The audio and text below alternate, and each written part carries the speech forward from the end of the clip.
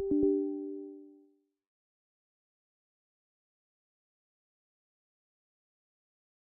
said no grave can hold what spirit led.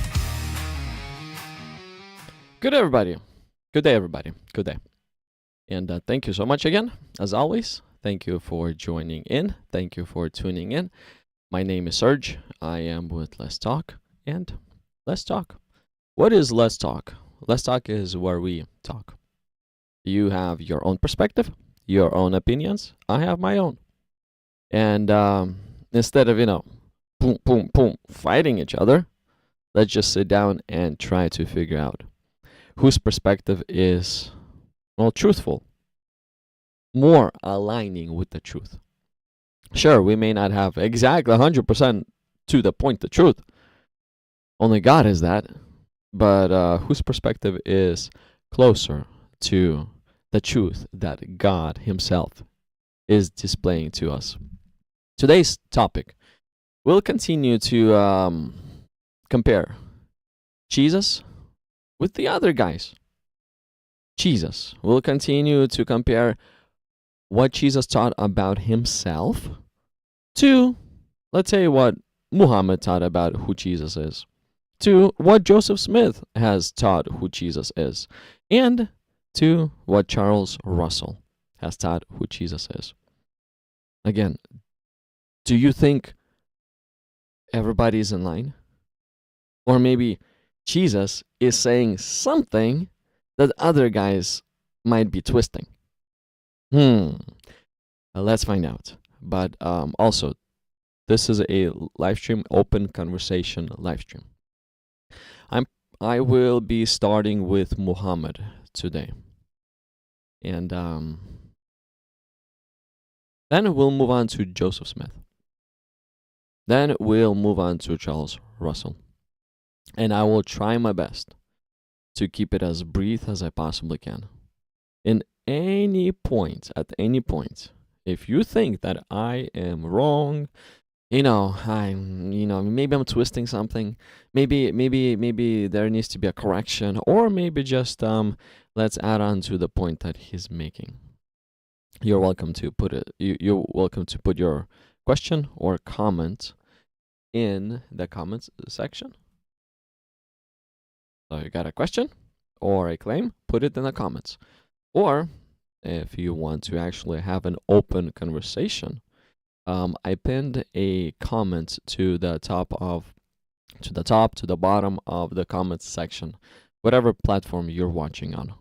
This is getting streamed at the moment on Kick and also on YouTube. So whichever platform you're watching on, I pinned a comment with a link. If you click on that link, it will take you to the website where we have a studio room. And then I'll be able to, whenever you're ready, just raise your hand, because pretty much what you are hearing right now on this live stream, same thing is being translated or transmission, whatever, streamed in our studio room as well. So whenever you're ready, so that I would know, just raise your hand and I will bring you up on stage. And then we'll be able to have a conversation. And let me just throw this out there too. Like the live stream. Like the live stream. Your simple click of a like button can actually bring somebody else to this live stream that you yourself may not even know. The algorithm, if you like the live stream, algorithm tends to introduce this live stream to other random people out there. So your simple like can actually, algorithm can bring somebody else to the stream, and oops, they may just hear the information about who God is, who Jesus Christ is, and literally be saved. They may just hear the true identity of Jesus. Just think about it. A Muslim was to randomly come to this live stream. Muslim who has never seen the channel, has never, his first time. You see, he has seen the title. He's like, what is this about? Lands on the stream. All because you clicked that like. And YouTube decided to show this live stream to that Muslim. He hears the information and We both, you and me, you by clicking like, me by, doing what I'm doing. We both just planted a seed of gospel inside of that heart. Awesome, awesome. So let's use the technology that we have. Yes, for the kingdom of God. Yes, he is good. He's always, always good. So before we jump, and by the way, subscribe. Subscribe, why? Because so we could hang out in the future again. I try to go live on Friday or Saturday, and then on Sunday and Monday, so that we could hang out more over the weekend and talk about godly things, especially on the day of the Lord. Why not talk about who God is? So let's start the stream by prayer, because I need prayer. I'm a student. I'm just like you. I'm literally a student. We're all learning. We're all trying to figure out what is the truth. And this is what LetsTalk is all about anyways. Try to figure out what is the truth. Because the truth, only the truth, and nothing but the truth saves. I want to get to heaven, don't you? Well, there we go. We cannot be deceived. You cannot be deceived. I cannot be deceived. If we are, well, we're not making to heaven. So what is the truth?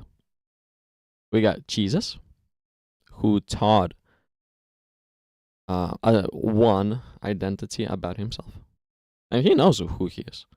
Then we have Muhammad, who taught another identity on who Jesus is. Then we have Joseph Smith, who decided to teach another identity on who Jesus is, a little closer to Jesus's identity, but still, let's add a little bit of that twist. And then we have Charles Russell, who taught another identity on who Jesus is. So even amongst those three major prophets, religion, the identity of Jesus is not the same, even amongst those three. So those three, there we go. Those three, they do not match what Jesus taught. They don't. And on top of it all, what this guy taught, what this guy taught, and what this guy taught, simply do not even in line with each other. It's not in line with each other. They're even fighting each other on who Jesus is. So if there's many truths and all of them lead to God, does this mean we have 4 Jesuses now? 4 different identities of Jesus? And then if another whatever prophet comes along and says 5th and 6th and 7th and 10th identity of Jesus, do we have 10 Jesuses out there? Or what's going on at this point? What's going on? Why is there so many Jesuses? This, he says this, he's like this, blah, blah, blah, blah, blah, blah, blah. Especially when that happens. Especially when this mess happens as we have it in 2026. The best thing to do is go back to the words of Jesus Christ and see what he says about himself. That's the best thing to do. Because I personally think, I'm convinced actually, that he knows what he's talking about. He literally knows what he's talking about. Do other 3 dudes know what they're talking about? Well, to make it simple, to make it easy to understand, if it's in line with what Jesus taught about himself, then yes, I think they do know what they're talking about. But if it's contradicting or if it's changing on what Jesus taught about himself, then who knows more? Jesus about himself, or this dude that came along 600, 1800, or 1900 years after Jesus, claiming to know what? More about Jesus than Jesus himself? How is that even logical? How is that logical? Think about it. Look, let me show you a few things.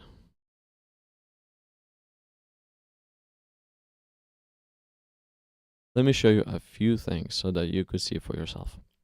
Let's say Muhammad, right? I resort to this very often, and I'm gonna try to go through this very, very fast, so that whatever. Let's jump right into it. This is one of the simplest, clearest, and comparison between what Jesus taught about himself and what Muhammad taught about who Jesus is. John 3:16. Jesus says this. Jesus talks about himself. For God so loved the world that he gave his only begotten Son, that whoever believes in him should not perish but have everlasting life. This is what Jesus talked about himself. He, in verse 18, he who believes in him is not condemned, but he who does not believe is condemned already, because he has not believed in the name of the only begotten Son of God. This is what Jesus teaches, okay? So if a person believes in the name of the only begotten Son of God, that person is not under condemnation. No. Me, I believe that Jesus Christ is the only begotten Son of God. I am not under condemnation. I do not have condemnation inside of me whatsoever. I'm freed from that. Why? Because I have a promise from the only begotten Son of God that whoever believes in him should not perish but have everlasting life. Because I have this promise, I don't have the condemnation. I know he's not going to condemn me. There's the promise. Condemnation is opposite of the promise. God cannot lie. Put things together. Simple. I'm not condemned. But if a person does not believe in the name of the only begotten Son of God, that person is already condemned. But he who does not believe is condemned already. So the baseline, the belief in what? Belief in who? Name, look, the name of the only begotten Son of God.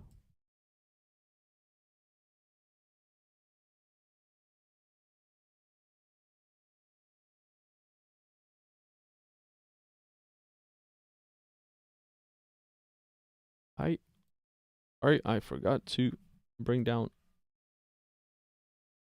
a Quran. Here, sorry for this. Now look what Muhammad is saying. I'm just gonna fly through this real quick. I do show you guys this often, but I wanna show all three guys, all three, and show you how what Jesus taught about himself is different versus what those guys are teaching about who Jesus is.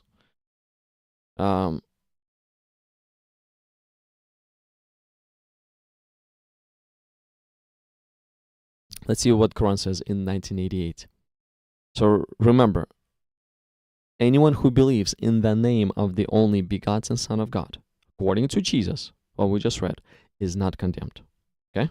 But if anyone does not believe, is condemned already.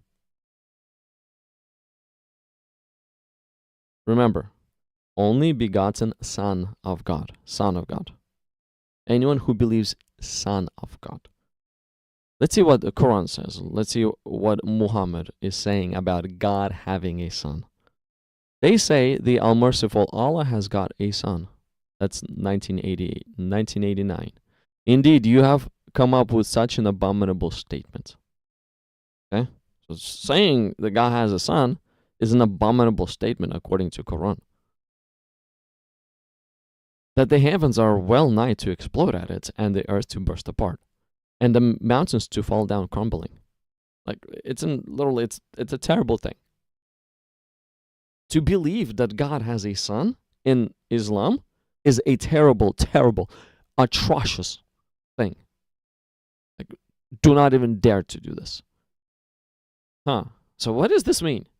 This means, according to what Jesus taught, if one does not believe that Jesus is the only begotten Son of God, that person is condemned already. Quran, the teachings of Muhammad, forbids the belief in Jesus as the Son of God. If you do that, according to Quran, you're doing an atrocious thing. Sahih International, you have done an atrocious thing. Tiyutsami is such an abominable statement. It's bad, okay? It's like, kaboom, bad. As bad as it gets. It's the worst thing you can possibly do, according to Islam. The worst thing. According to Christianity, according to Jesus, it's the thing that saves you. It's the best thing you can do, is to believe in the name of the only begotten Son of God. But according to Muhammad, it's the worst thing you can do. Because believing in Jesus as the Son of God literally drives Muhammad's Allah crazy. Like he look what he's doing, that the heavens are well nigh to explode at it. And the earth to burst apart, and the mountains to fall down crumbling. Look, he's going a little crazy, okay? Why is he so pissed? What's going on with him? What hurt him so much? For they have ascribed a son to the all-merciful Allah. So ascribing a son to Muhammad's Allah in Islam is like, it's a no-no, okay? It's a no-no. It's a no-no. You're going to hell if you do it. Let me put it like this. According to Jesus, you're going to heaven. According to Islam, you're going to hell. Now, identity of Jesus. According to Jesus, he is the only begotten Son of God. According to Muhammad, he is not the Son of God. No, he is not the Son of God. That's what according to Muhammad, because Muhammad's Allah has no sons. Because he has no sons. And ascribing a son to Muhammad's Allah is an atrocious thing. So thus Jesus is not a son. Who knows more about who Jesus is? Jesus or Muhammad? So what do you think? Who has got it right? More correct? Jesus or Muhammad? What do you think? Who is telling the truth about who Jesus is? Jesus Christ or Muhammad? I'll let that sink in. We did a quick comparison. We see that one of the two, either Jesus does not know who he is, and Muhammad needs to correct Jesus and let him know who he is, or Jesus does know who he is, and Muhammad simply does not know who Jesus is. What do you think is the most logical conclusion we can come to? Logical conclusion. Let's not use fantasy language. Let's use logic, okay?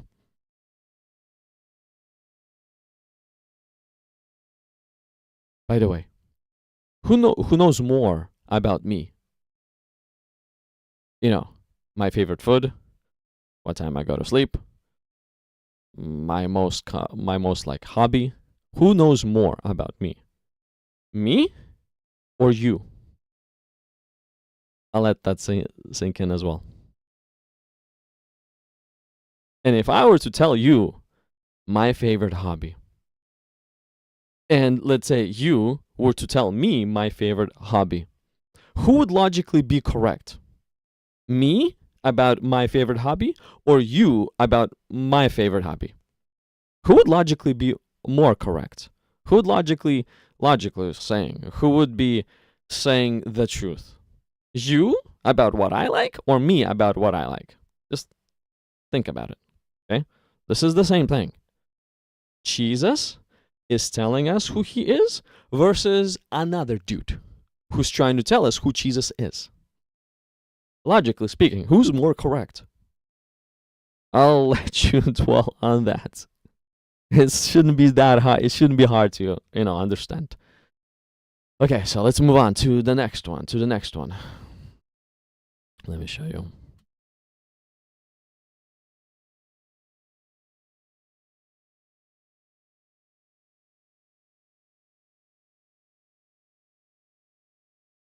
Let's move on to JW. We'll do Joseph Smith last. JW. I've done this on one of my latest streams, last few streams.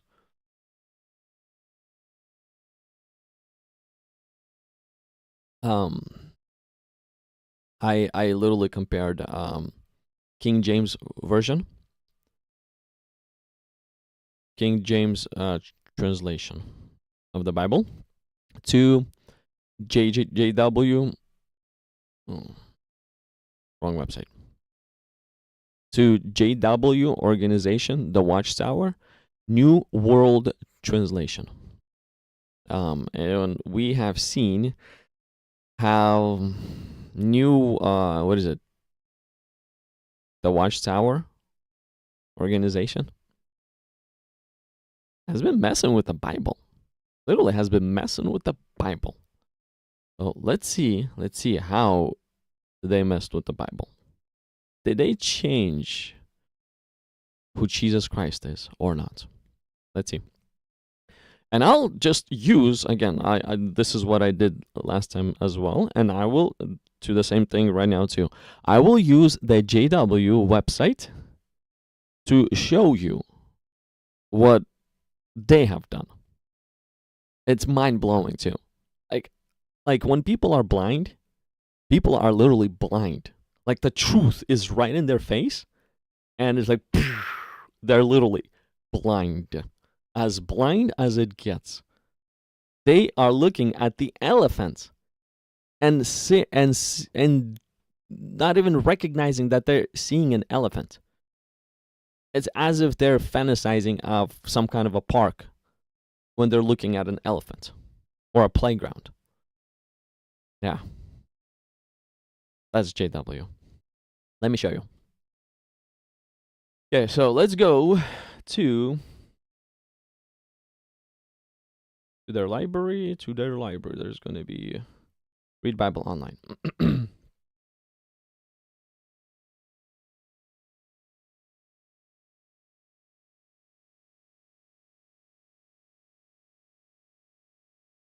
Where's the Bible? Where's the Bible? Let me see here.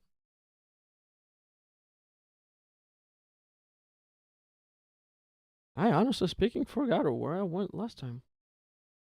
So books. Oh, there we go. Bibles. Yeah, okay. So there we go. Okay, so this is the New World Translation of the Holy Scriptures. The JW organization has translated this in. Look, does this say here? This has been revised in 2013, as if something was wrong with the previous one. You know, false prophets always find something wrong. The true one, everything is correct, even 2,000 years later. That's just beside the point. So when did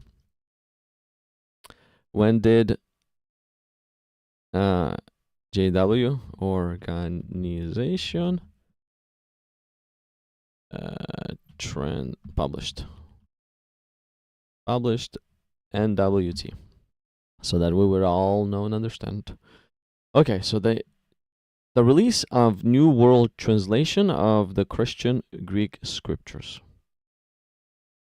Okay, 1950.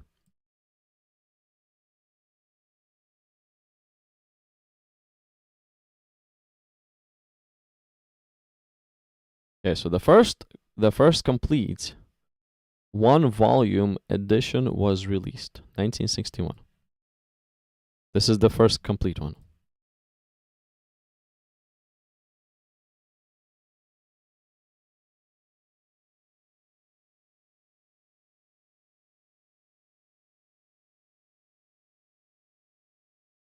And then we see in 1984 there was a major revised edition was released. Revised. As if the first one is no good. They probably messed it up. And then 2013, a comprehensive modern language revision was released. Okay, well, at least they updated the language. I wonder if they updated their own teachings here too. Maybe they, got a few wrong in 1984, so they decided to kind of sneak in the updates in 2013, so it wouldn't be unnoticeable that they're actually changing something around. But it's interesting how these organizations, they tend to work. But anyways, let's see, let's compare. Let's go into New World Translation. Okay. And let's see, there's going to be King James Version right here. I will compare New World Translations right here. And this is a King James. So we're focusing on identity of Jesus Christ. So one of the first ones we find. Okay, so let's see what John 1:1 says. John chapter 1, verse 1. Look. This is what disciple John says about who Jesus is. According to the King James translation. That was translated somewhere in 1500s. Okay? He says this. In the beginning was the Word. So before anything came to be, before anything, I'm talking about there's nothing. Nothing at all. Because nothing is created yet. So right there in the beginning, before anything came to be, there was the Word. So the Word, this Word, is everlasting. You cannot put time on the Word. The Word has no beginning. In the beginning of creation, the Word was already there. And the Word was with God. Okay?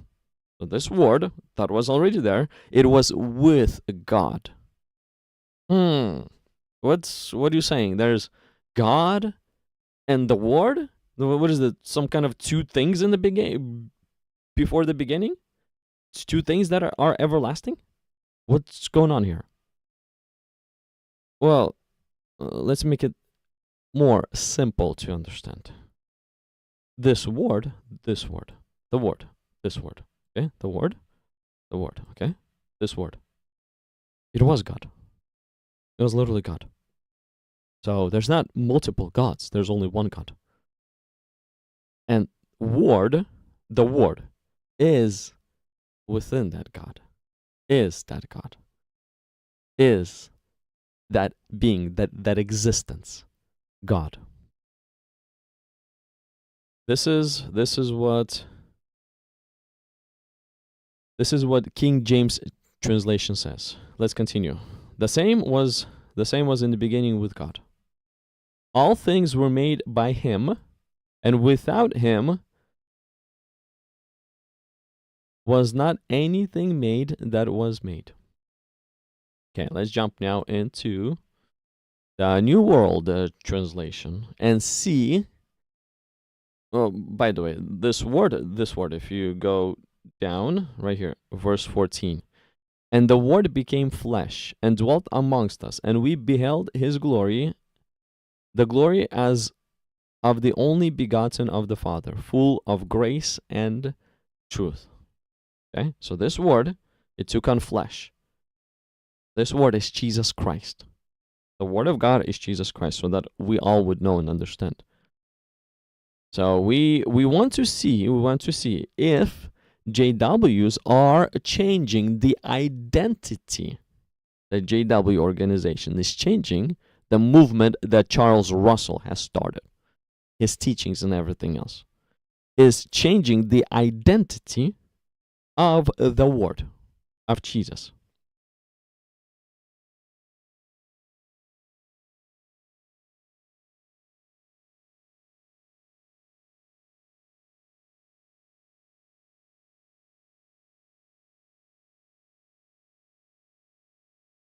Okay, so let's hear.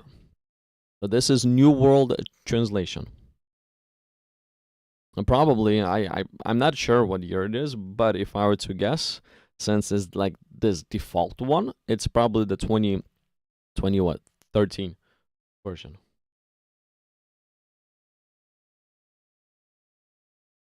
Okay. Go to verse 18. Thanks. We'll jump into that next.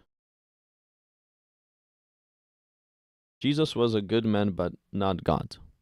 Yeah, we're actually looking into the identity of Jesus, and we're trying to figure out who's more correct about who Jesus is. Jesus or Muhammad or Joseph Smith or Charles Taze Russell. Who's more correct? Like, who knows me more? Who knows me more? Me? Do I know what I like? Let's say my hobbies, my favorite color, food, blah blah blah. So who knows more? Me about myself or you? Who knows me more? This is the same thing that we are looking into. Who knows Jesus more? Jesus or those are other three guys? Who knows Jesus more? So we're looking into what Jesus is teaching about who he is, and then we're looking into what the other guys are teaching about who Jesus is.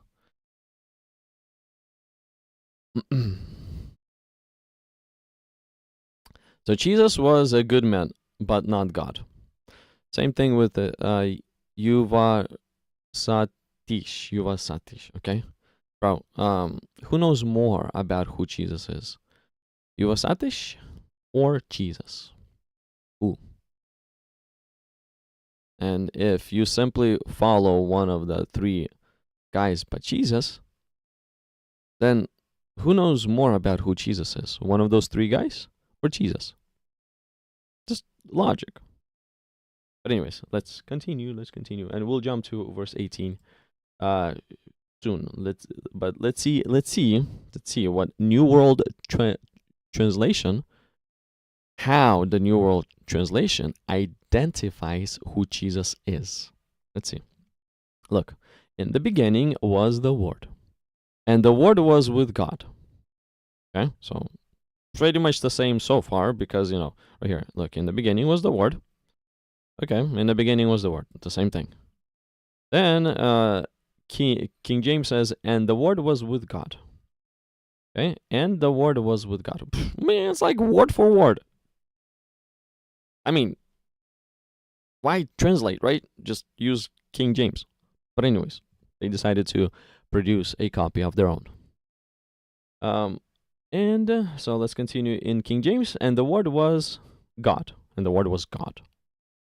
Clear reference, clear understanding that, the Word, this God, same God, one and the same God. The Word was that God. Okay. And NWT says, and the Word was a God? Hold on a second, what? Look. The Word was a God. Oh, this is not the same as the King James.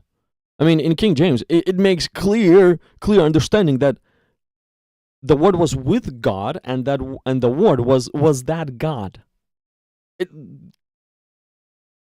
It's very easy and clear to understand in King James version. And guess what? The JWs approve of King James. They approve of King James. But even though they approve of King James, they use their own translation because it's modern. It's so easy to read. It's mwah. But this mwah translation is already striking on who Jesus is. Dear people, this mwah, top of the line translation is changing identity of Jesus. So in this case, who knows more who Jesus is? John, the writer of the gospel, by claiming that Jesus is God, or the Charles Taze Russell movement and his organization, by claiming that Jesus is, I don't even know how to imagine this. Like, think about it. Like, in the beginning, there's nothing. Nothing is in the beginning, nothing. And there's a God.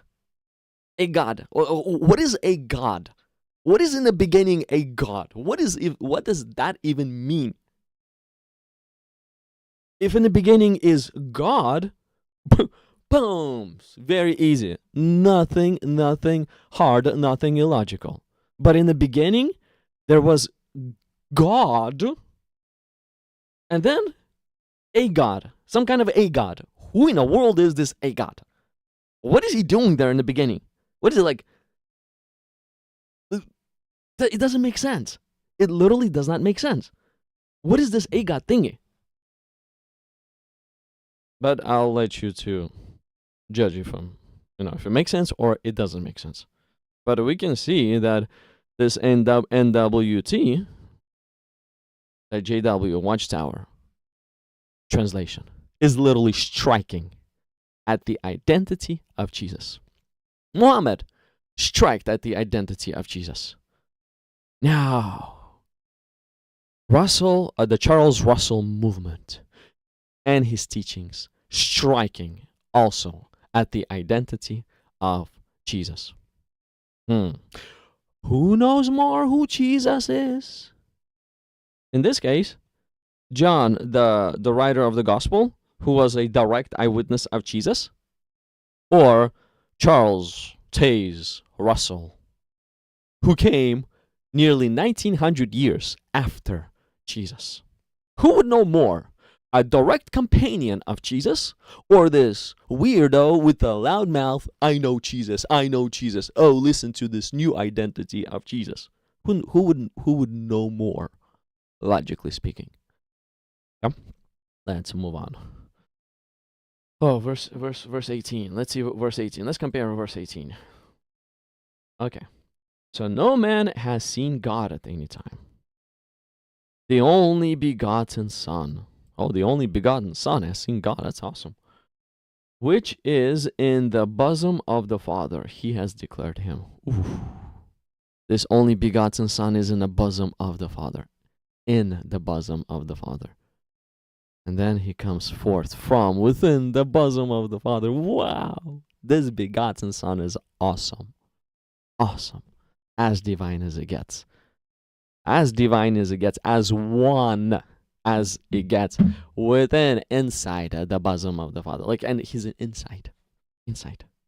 Like, my son at one point, but again, this is not apples to apples comparison. It's more just like a close logical comparison, but there's a lot more factors involved in this one. Like me, right? My son was in my bosom at one point, and then right now he is born and running on planet Earth.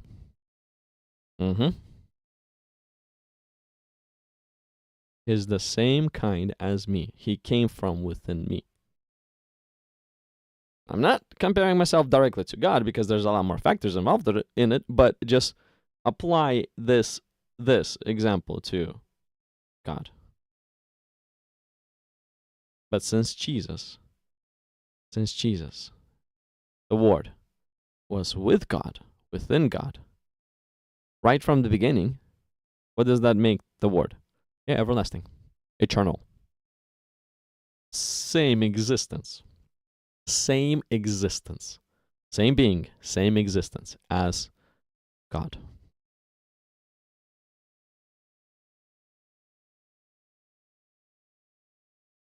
Yes, Jeb Guitar, I agree with you. He was claiming to be the Son of God, and his enemies would have loved him to claim that Jesus claimed him to be God. Yeah, there's a number of times, and I'm going over the Gospel of John every Monday at 7 o'clock. We go chapter by chapter. We take a chapter, just break it down. And chapter 6, 5, 6, 7, 8, 10. Next one will be on Monday, in 2 days.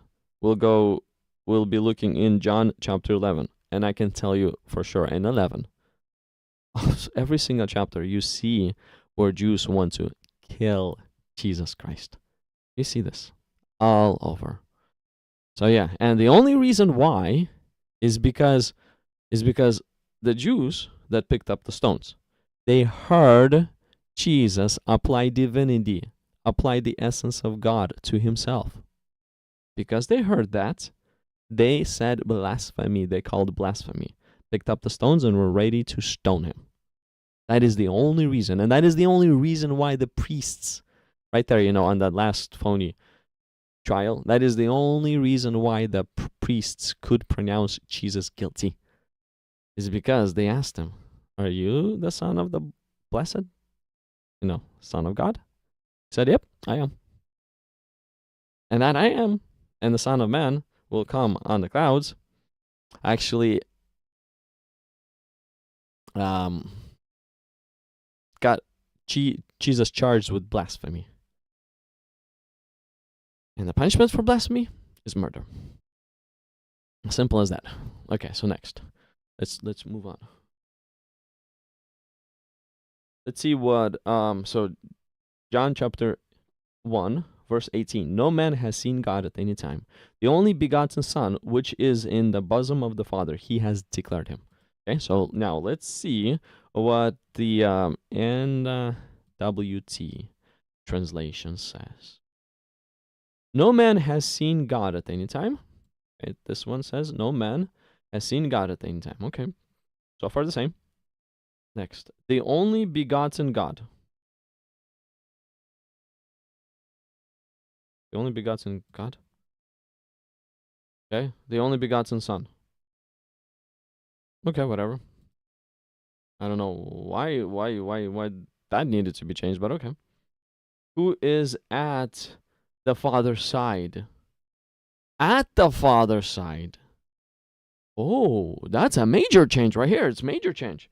Which is in the bosom of the Father. So according to King James Version, the word was with God by being inside of God. Okay? But according to New King NWT, it looks like this word is at God's side. Now, if it's at God's side, it's separated from the essence of God. If it's separated from the essence of God, it's no longer divine. It's literally no longer divine. It cannot be divine at that point. It has to be an angel. It has to be a human. It has to be some other kind but God. See what I'm saying? So King James says the Word, the Son, is in the bosom of the Father. Is literally one with the Father. Inside is little as one as it gets, okay? As one as it gets. Same kind. Same essence.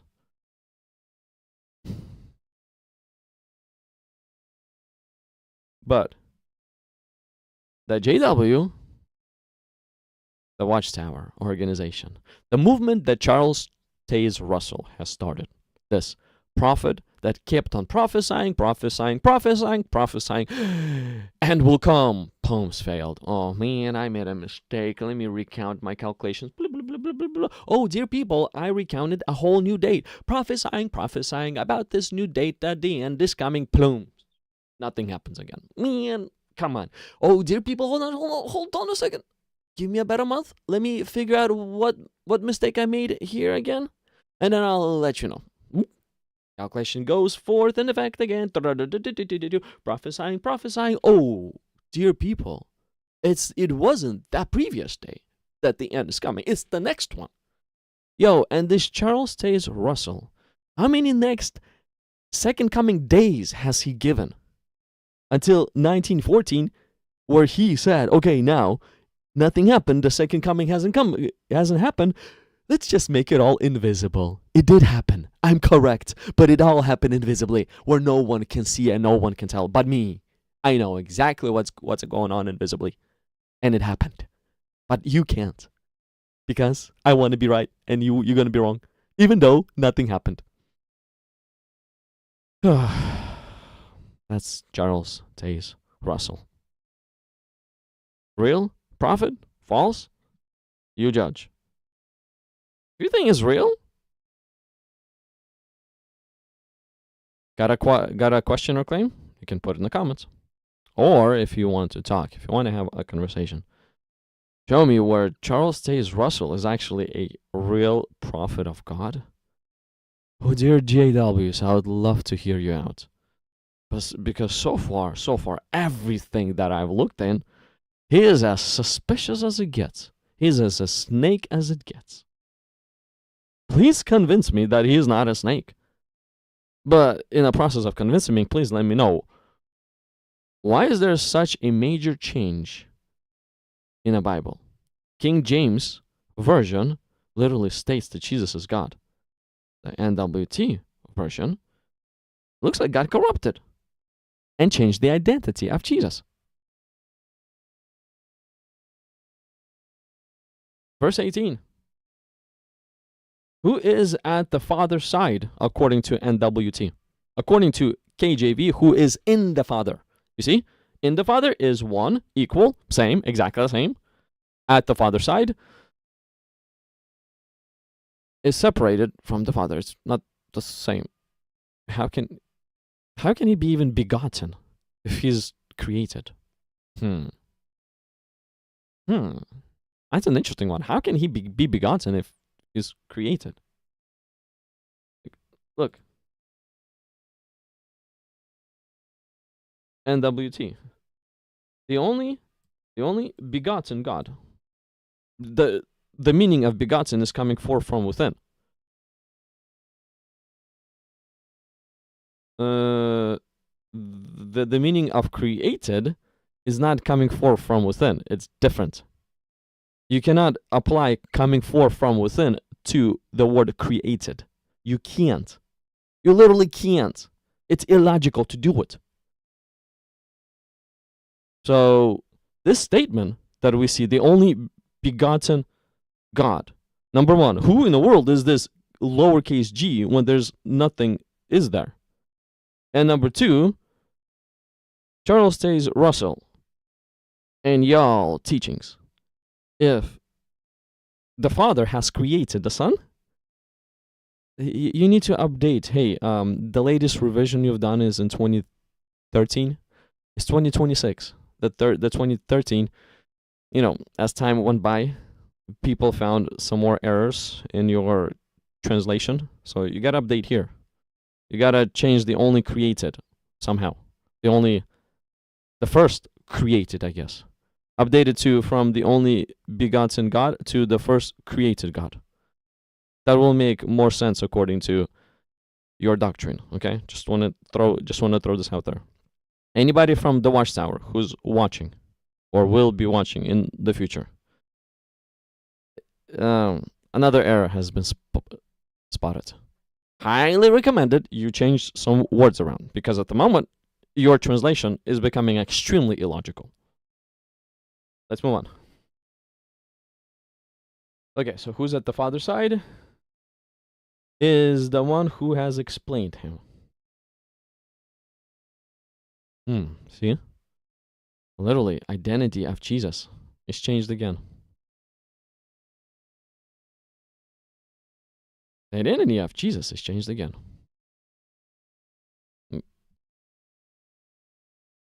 Let me show you one more. Let me just get the exact one. It's somewhere in...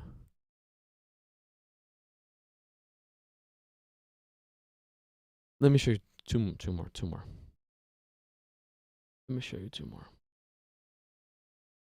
Go through them, I think, quicker than this one. Okay, so let's go to John chapter 8. And you will see that there's a lot of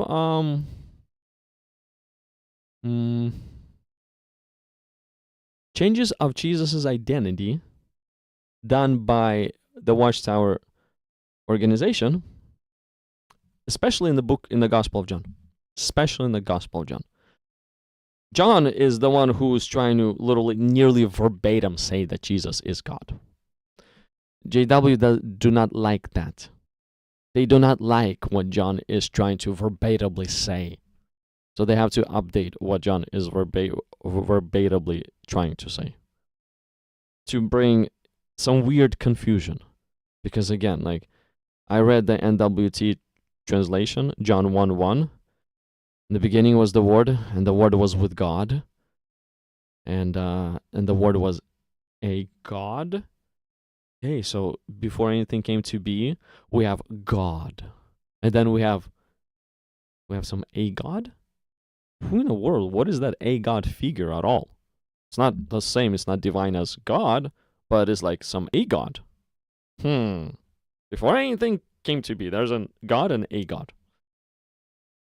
However, that makes sense. But according to Charles Taze Russell and his movement, it somehow makes sense. And they're trying to say that there's only one God.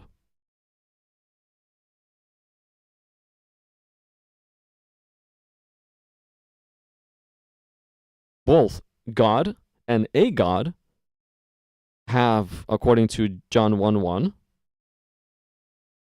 look, the beginning was the Word, and the Word was with God, and the Word was a God. So both God and a God, they both are uncreated, according to this verse. They both are in the beginning. They both are before creation has started to be. According to, the JW, there's God and a God. Before anything came to be, there's God and a God. This one was in the beginning with God. All things came into existence through him. So everything came into existence through this a God. So a God is the one who created everything. It wasn't the God. It was not the one and only true God. It's this a God. Man, literally, NWT is blaspheming against God. It's not God who created everything. It's this a God who created everything. And in the beginning, there was a God and God. Two gods. And this God, Jehovah, he's not the creator, but this a God, he is the creator.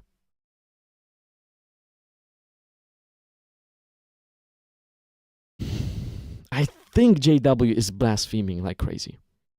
But this is just my personal side note. We're still stuck on this one, right?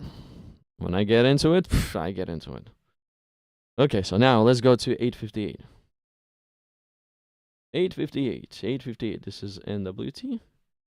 And then 858, this is the KJV. Okay, so KJV. Look what KJV says. Let's start with 57. Then said the Jews unto him, Thou art not yet 50 years old, and hast thou seen Abraham? Jesus said unto them, Verily, verily, I say unto you, before Abraham was, I am. Before Abraham was, I am. Weird statement, huh? What does this even mean? Before Abraham was, I am. What does this even mean? Before Abraham was. So he's applying a timeline to Abraham. Before Abraham was. There's a timeline. It indicates a timeline. Time. I am. I am does not. You cannot apply time to I am. I am is always now. So if it's always now defeats the concept of time. So before Abraham was in time, Jesus is there. Because he's the I am. He's the existent one. He is that one existence that created everything.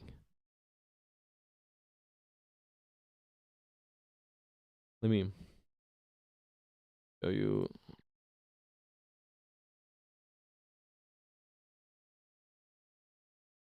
So that I would have a reference. Okay, look. Same thing. Jesus said to them, Most assuredly I say to you, before Abraham was, I am. Okay?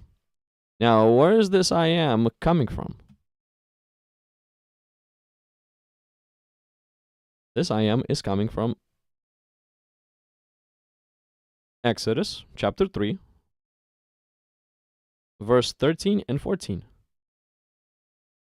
Then Moses said to God, Indeed, when I come to the children of Israel and say to them, The God of your fathers has sent me to you, and they say to me, What is his name? What shall I say to them? And God said to Moses, I am who I am. And he said, thus shall you say to the children of Israel, I am, the name of God, I am, has sent me to you. And Jesus is using this, I am, in John 8:58. And look what John 8:59 says. Let's jump back here. So look what John 8:59 says. Then they took up stones to cast at him. But Jesus hid himself and went out of the temple, going through the midst of them, and so passed by.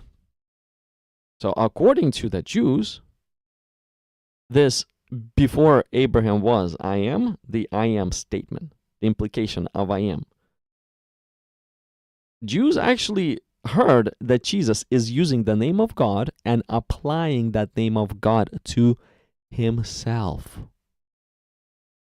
That's why they called blasphemy on Jesus and were ready to stone him.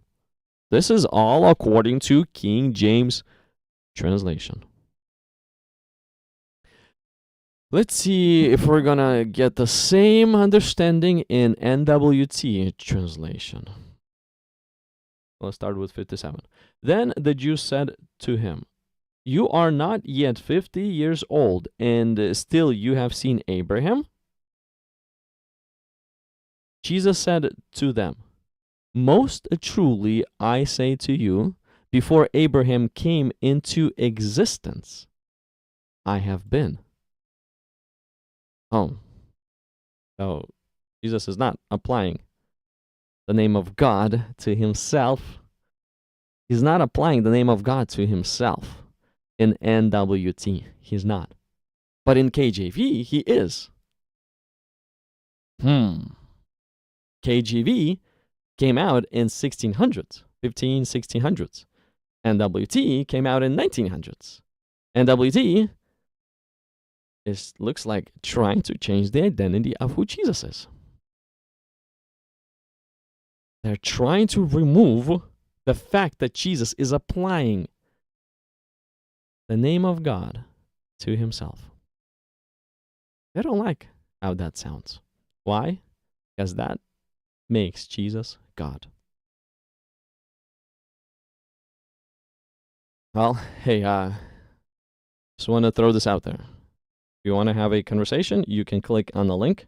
It will take you to the website that we have a studio room at. And then whenever you're ready, just raise your hand. It's going to give me an indication that you're ready to talk. Then I'll be able to bring you to the stage. And the raise hand button is on the bottom of the screen. It's on the bottom of the screen. So whenever you're ready, just raise your hand and I'll bring you to the stage.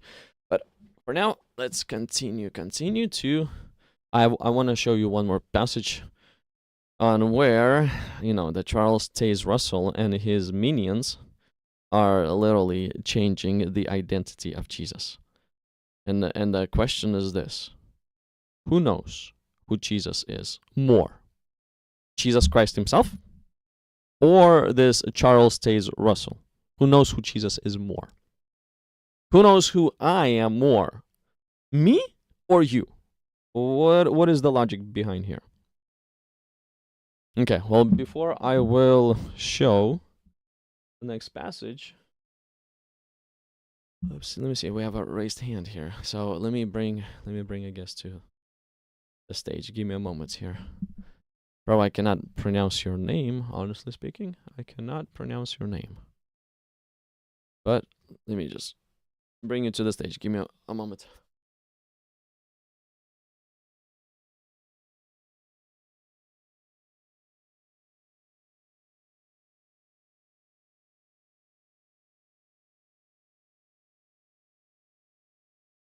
How are you doing? Can you hear me?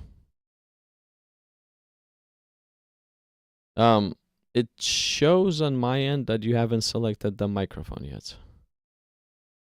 So I just sent you a request for you to select the microphone because it shows on my end that you haven't selected the microphone. I cannot hear you too.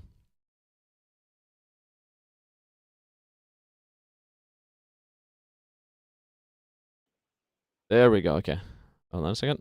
Hold on a second. Give me a moment. You were just there. Hello. Okay, there. We can hear you now. How are you? How are you doing? What is your name and where are you from? I'm your friend Mo. We always speak. So I just changed my name into Arabic. Oh, okay. That's. I mean, I obviously I could read that. How are you doing? How's Yeah, everything? I'm really fine. How about you, man? Yeah, I'm fine too. I'm fine too. You know, doing my own thing, just comparing the different scriptures, seeing who has made some errors, who's keeping it the truth. Yeah, that's the way to go, man. That's the way to go. That's what we're doing. And I've skimmed through what Muhammad said about who Jesus is and what Jesus said about who Jesus is. And we've seen that it looks like Jesus knows probably more about himself than Muhammad knows. And now we are looking through what Charles Taze Russell and his organization is saying about who Jesus is compared to who Jesus is according to Jesus. And it looks like Jesus knows more about himself than Charles Taze Russell too. Yeah, I mean, I think the fact that we or the Christians get their perception of Jesus through the councils and through the early church fathers and through Paul and these other figures, we would raise the question whether that's what Jesus really was or not. Because when I, as a Muslim, read the Synoptic Gospels and see that Jesus never explicitly said that I'm God, so he had no actual reason to not say that I am God if he is God, then we see Paul, who's supposedly to be one of his apostles, or to see him in a dream or something like that, going against what Jesus taught, going against him saying, obey what the law of the Jews says, to not eat food killed for idols, to not put idols on your houses and stuff like that, to do circumcision. And he comes up with these abstract notions of what circumcision of the spirit is and what that Gentiles do not have to abide by the law. I'd see that this is actually going against what Jesus really was and going against what Jesus really taught. So for me as a Muslim, seeing him that he calls to pray and to submit to one actual one person, one God, one person, one essence, and that he is the sent person from God, who, the Messiah, the sent messenger of God, that aligns with what Muslims think about Jesus. So I think we are closer to what Jesus is than actual Pauline doctrine and Pauline interpretation. I don't Okay, know about this guy though that you're okay. So you skimming through right now. Yeah. you think that Muhammad knows more about who Jesus is than Jesus himself? No, not than Jesus himself, but than the people who say that they know about Jesus, or than the people who say that they are the disciples or the apostles of Jesus. Oh, so you think Muhammad, the one who comes 600 years later, knows more about who Jesus is than the companions of Jesus? No, not the companions, more than people like Paul and the early church fathers like Eusebius and Tertullian and the others. Yeah, he knows more about him. So the fact that he comes 600 years later doesn't change the fact that if he is really sent by God, yeah, he'd know more because God would tell him what the truth is. It makes sense. Okay, well, what doesn't make sense to me is Matthew, he was a companion of Jesus, right? Yeah, if we assume that the book of Matthew is written by Matthew, then yeah, okay. Well, same thing. If I were to assume that the book of Quran is written or recited by Muhammad, then okay. No, we have actual evidence that it was recited by Muhammad, but Uh, we uh, don't have evidence that these books are written by the actual disciples of Jesus. oh, the Christians have more evidence that our information is truthful and accurate. Even more evidence than versus what Islam has. It's we have more. No, no. If you take it from actual scriptural or textual or inspections, even non-Muslims agree that the way that hadiths are transmitted and the way that the Quran was transmitted is historically more preserved than the Bible. I don't say that. I'm not saying that the book of Matthew, for example, wouldn't be written by Matthew. The possibility of it being written by Matthew is reasonably high. Yeah, I agree. But the preservation of the transmission through the hadith or the narrations of the hadith system, where the way that we value what hadith is sahih, is to be true, and what hadith is not true, that system doesn't exist within any other scriptural transmit. Well, So I'd say I Islam mean, preserved more. sure, bro. You guys have a great man-made preservation system. It's awesome. It's awesome. We have a God-made preservation system. Do you know what the difference between God-made and man-made is? Yeah, of course I know. But you're assuming that your books are preserved by God, but you don't have the evidence. That's the issue. You'd have Would you? to prove to me that God has what proven to everybody. Yeah, we already have that proof. did, did God prove to you that what Paul wrote and what Paul said is actually divinely inspired? Aside from the fact that Paul himself said that he saw Jesus and whatnot. I mean, to me, it's enough that I know that the Gospel of Matthew, Mark, Luke, and John hasn't been altered, and they're the same. Yeah, I can grant you that for the sake of the argument. Yeah, we can argue that at least the synoptic gospels are the closest thing to what Jesus taught. I'd But agree. okay, is the But closest. But even then, is it what Muhammad taught? The synoptics match with what Muhammad taught, or who knows yeah, more, I'd the say that Matthew or Muhammad? if we'd say that we have what actually Matthew said, I'd say yeah, Matthew lived with Jesus Christ We and he do. saw him and I'm he telling you, we do. yeah We have God yeah proof I that say yeah yeah Matthew is real. Matthew, the but Gospel but of but Matthew but hasn't been altered. And you know what this God proof is? We have something that what's this? Islam does not have. Yeah, So what's think that? about this. Think about this. Hmm. Back when all the scriptures, back in the days of Jesus, early after Jesus, all the scriptures they started to pop out. Okay, and the Islamic claim then and many other claims are, well, man and the church fathers have altered all those scriptures, everything that Matthew said, John said, Mark said, and Paul came in and he had altered all these things, and he altered the teachings and identity of Jesus. He had altered all of this. That's the claim. Hmm.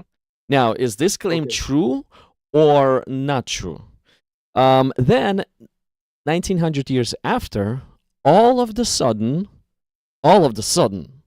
God allowed us to discover Dead Sea Scrolls. Okay. And we take a look at Dead Sea Scrolls and we go like, hold on a second, they literally match what we have on hand. What does this Okay. mean? This means that the claim that Paul has altered the teachings is simply false. Because if Paul would have altered the teachings, then Dead Sea Scrolls would be opposite than versus what we would have on hand. What we would have on hand are the teachings of Paul, and Dead Sea Scrolls would reveal to all of us that our teachings are inaccurate. They're not truthful. So see, we have God-level proof. 1900 years after, pops up a system that says, yes, guys, your Bible is not corrupt. And all the claims that you hear out there of corruption, let me just confirm that it's not by showing you that it's not through these scrolls. What do you think on that God level proof?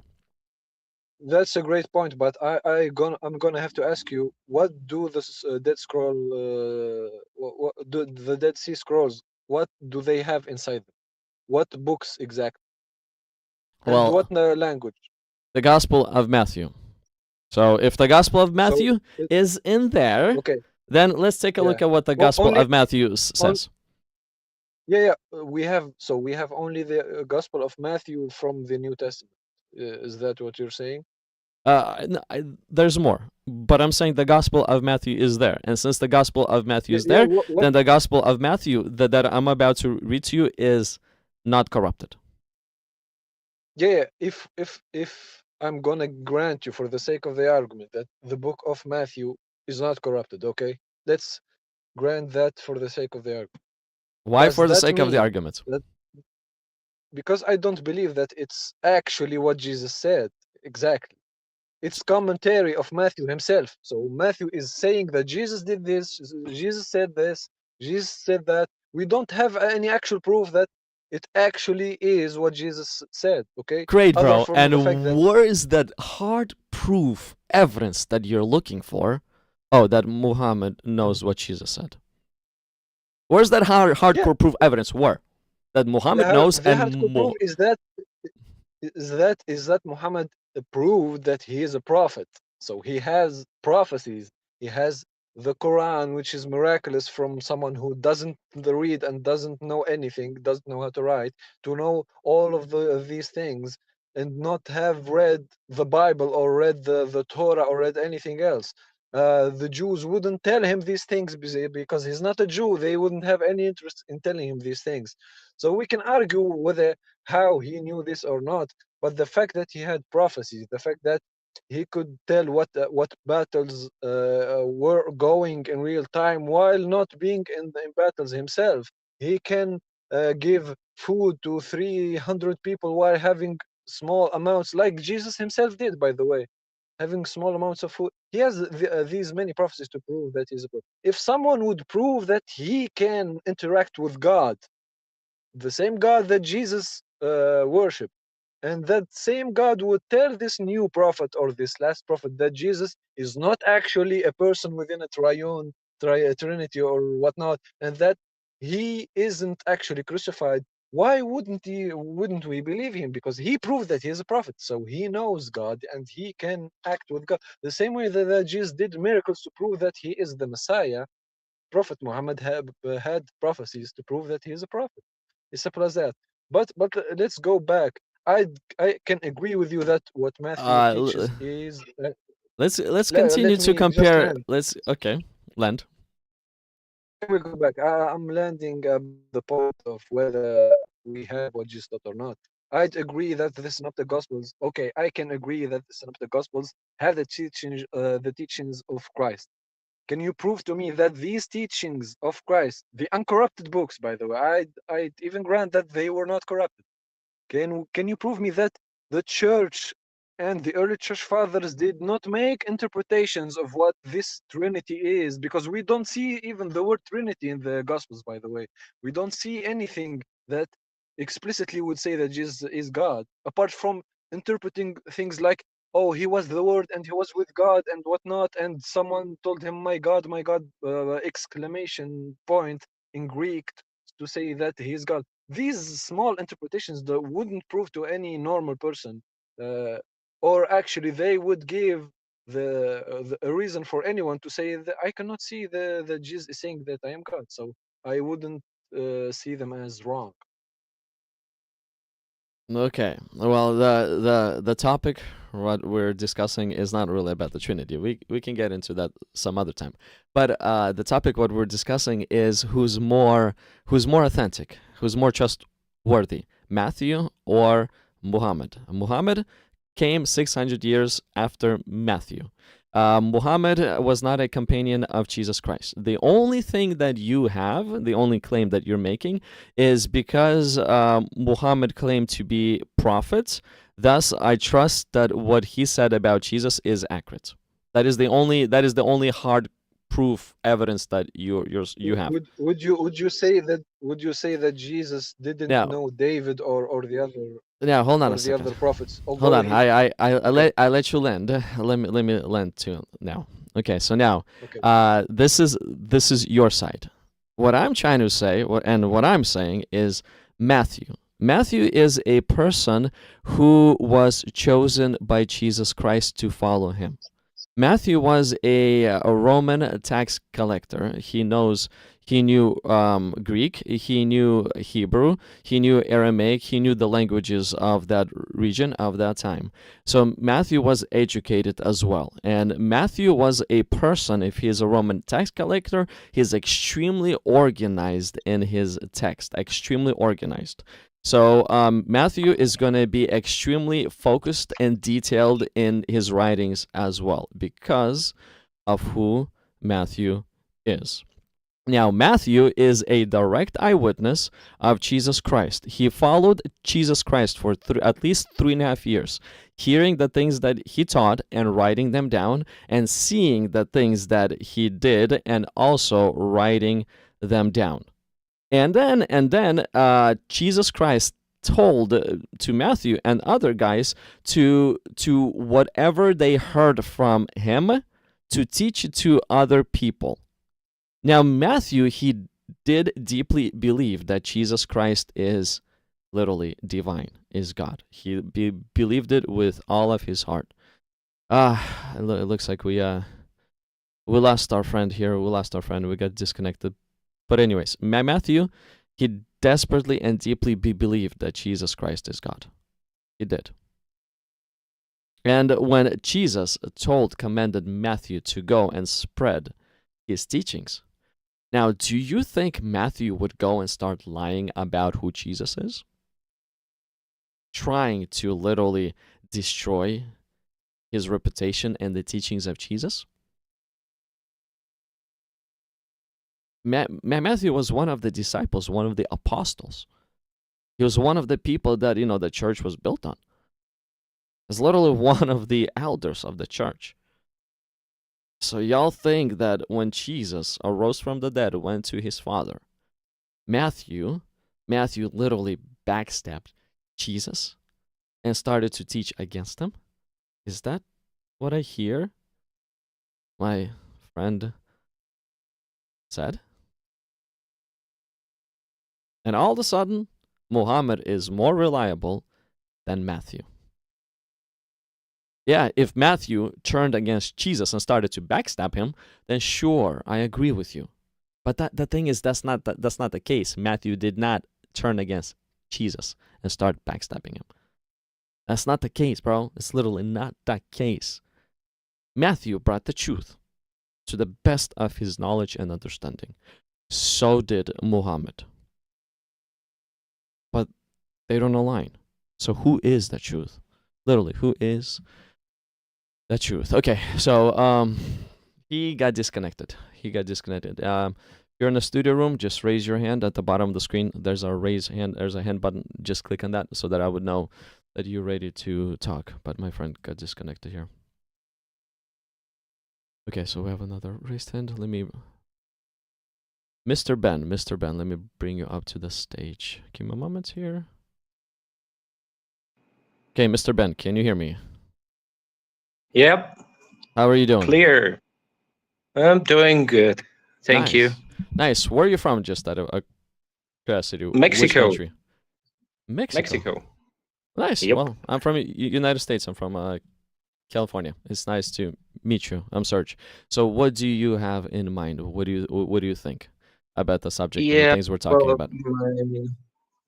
My problem is not with, I know in Islam they make these outrageous claims. Yeah. I only believe in the Torah. I don't believe in the Christian Bible. But also, it's like Joseph Smith making these claims about himself in the Book of Mormon, Muslims saying that Muhammad, you can find him in the Old Testament and in the New Testament too. And wait. Okay, so you believe in the Torah only. You do not believe in, let's say, the Psalms. You don't believe in the history. You don't believe in the Gospels too. He disconnected too. It was nice. First guest that I had from Mexico. Thank you. Just wanted to throw this out there. Thank you for the conversations. Thank you for the interactions.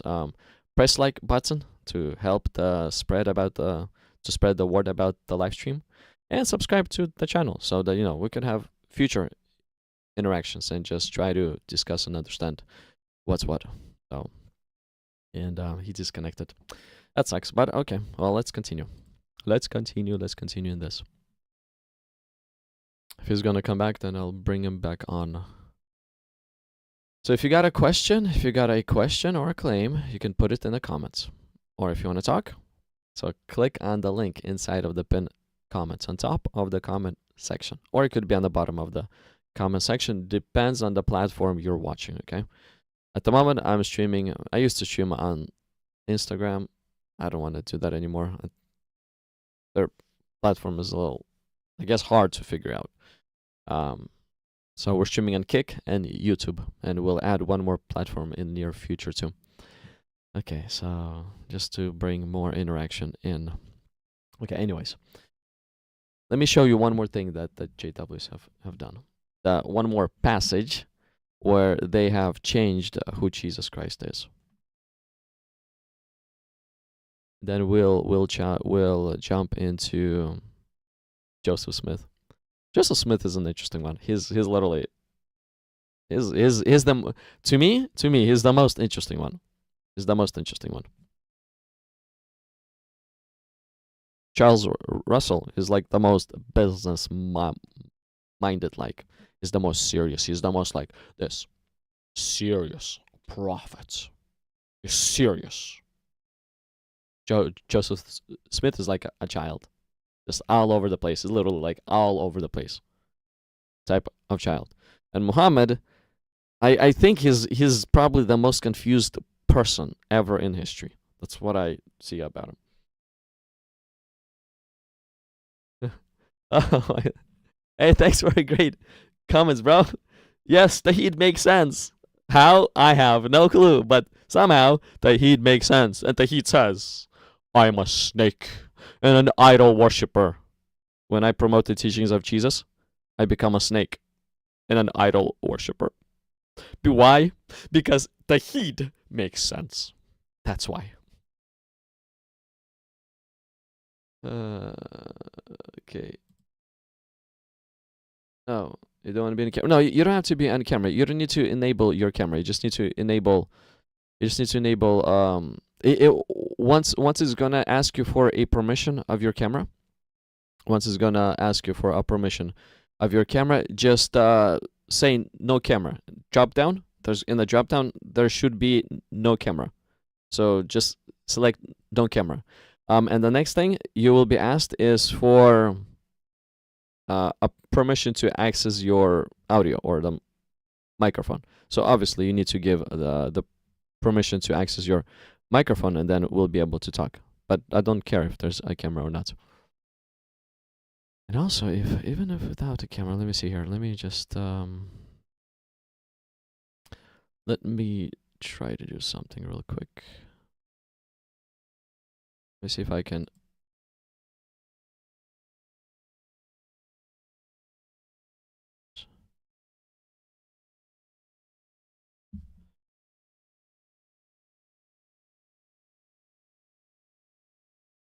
Let me see if I can add where there's not going to be a camera. Even if you're to enable the camera, it's not gonna show. Let's see here. Okay, a moment.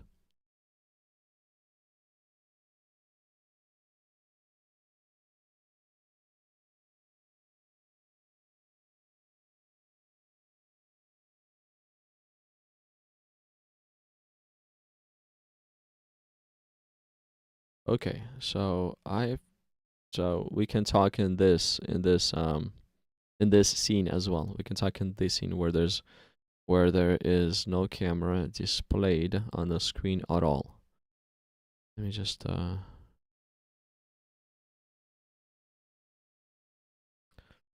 apply the same setting to the mobile side.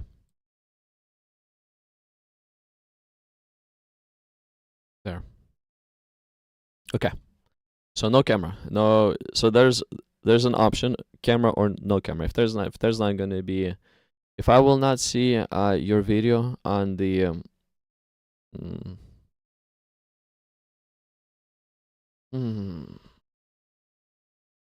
on our, yeah, sometimes I forgot what I want to say. These things happen too. Human being, right? On the back room, on the studio room. There we go. Studio room. That's the word I was looking for. If I don't see a camera, I'll just keep you on this screen where there's no camera applied at all. But at least we would hear the sound. We would hear the sound. Okay, so let's continue. Let's continue. But yeah, I get, apparently, because I'm promoting the teachings of Jesus, I'm a snake and an idol worshiper. Somebody, this Tahid makes sense, really does not like the teachings of Jesus. Anyone who promotes the teachings of Jesus is a snake and an idol worshiper.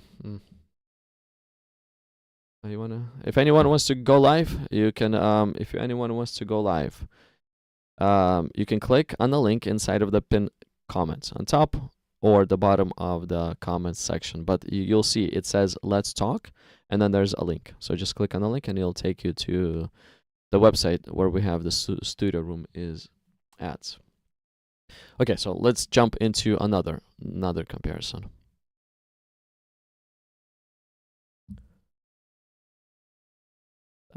Okay. Over here, so let's take a look at last comparison between the JW and what JWs have done. Okay, have they intentionally corrupted the Bible, the scriptures, and attacked the identity of Jesus Christ? Let's now jump into on JW own website. Let's see, we're on jw.org. So JJW organization that was started by Charles Taze Russell accepts King James Version translation of the Bible. They accept it. But they promote their own version, their own translation of the Bible, which is New World Translation. And we're comparing the two translations together. How King James Version is portraying Jesus Christ. What identity does King James Version assign to Jesus, and what identity NWT assign to Jesus? Okay, so look what the John chapter 10 says. 10 verse 33.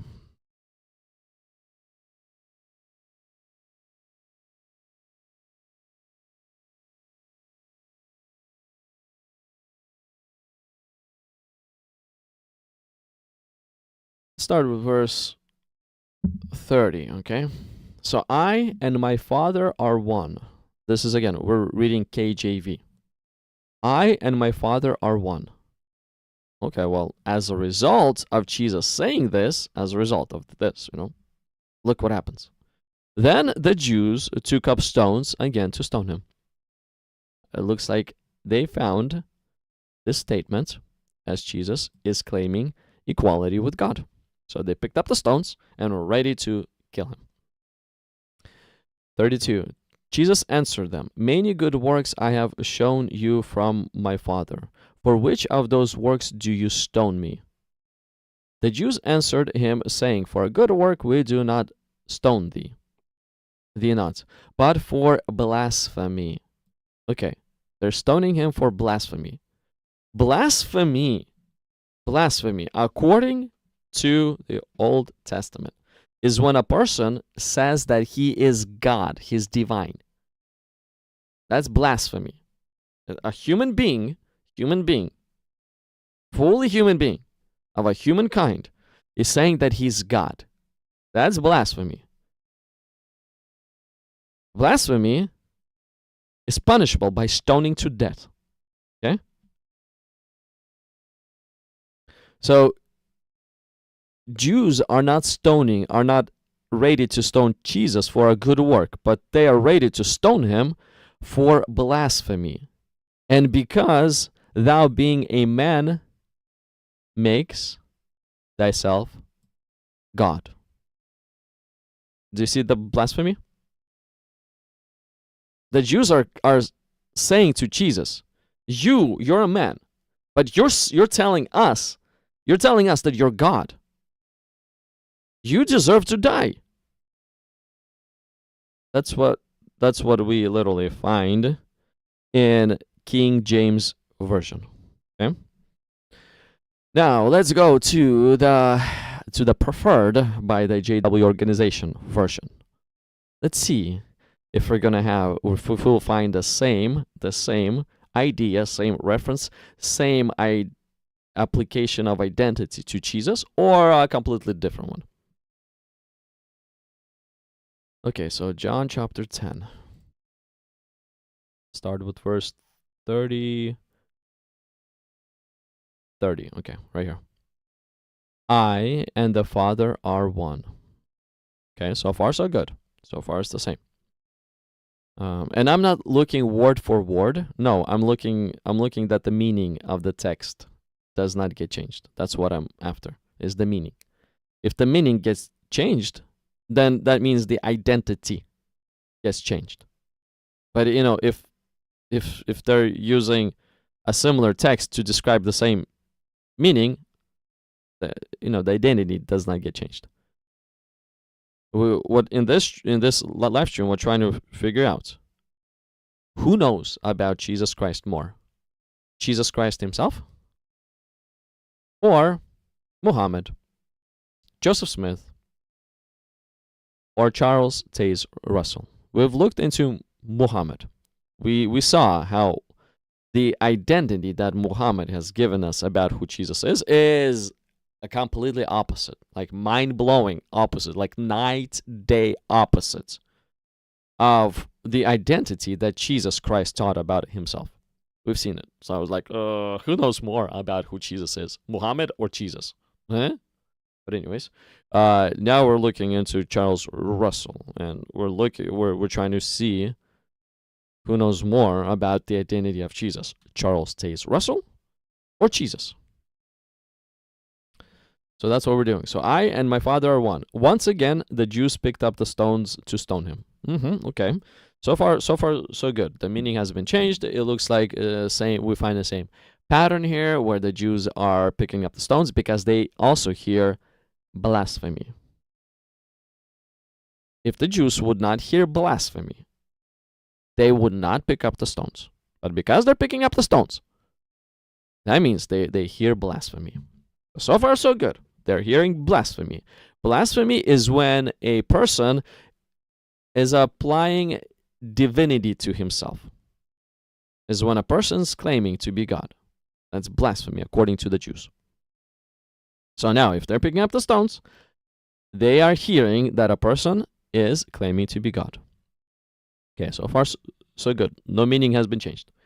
Jesus replied to them, I displayed to you many fine works from the Father. For which of those works are you stoning me? Okay, so far, so in this one, in 32, we have a few words that got changed, but the meaning hasn't been changed. In King James, it says this, Jesus answered them, many good works I have shown you from my Father. For which of those works do you stone me? So pretty much, Jesus replied to them, I displayed to you many fine works from the Father. For which of those works are you stoning me? So some words got changed, but the meaning is exactly the same thing. Okay, let's move on. 33, verse 33. The Jews answered him, we are stoning you not for a fine work, but for blasphemy. Okay, so far it's exact. The meaning has not been changed. The reason why Jews picked up the stones to throw at Jesus is simply because they heard Jesus claim to be God. See? They even are telling us why they have stones in their hands. They're telling us. Because they're hearing blasphemy. For you, although being a man, make yourself, what? A God? Okay. These JWs are super confused now. Like literally super confused. You're making yourself a God? Bro, making yourself a god is not blasphemy. Like, what's going on? JWs are literally attacking the identity of Jesus Christ. JWs, started by Charles Taze Russell, are attacking the identity of Jesus Christ to the point of confusing themselves and their followers. Like, if I were to make myself a god, dear JWs, that's not blasphemy. I'm not applying divinity to myself. That's not blasphemy. Blasphemy is when a person is applying divinity to himself. That's blasphemy. So, y'all corrupted the Bible to such degree that y'all confused what blasphemy is.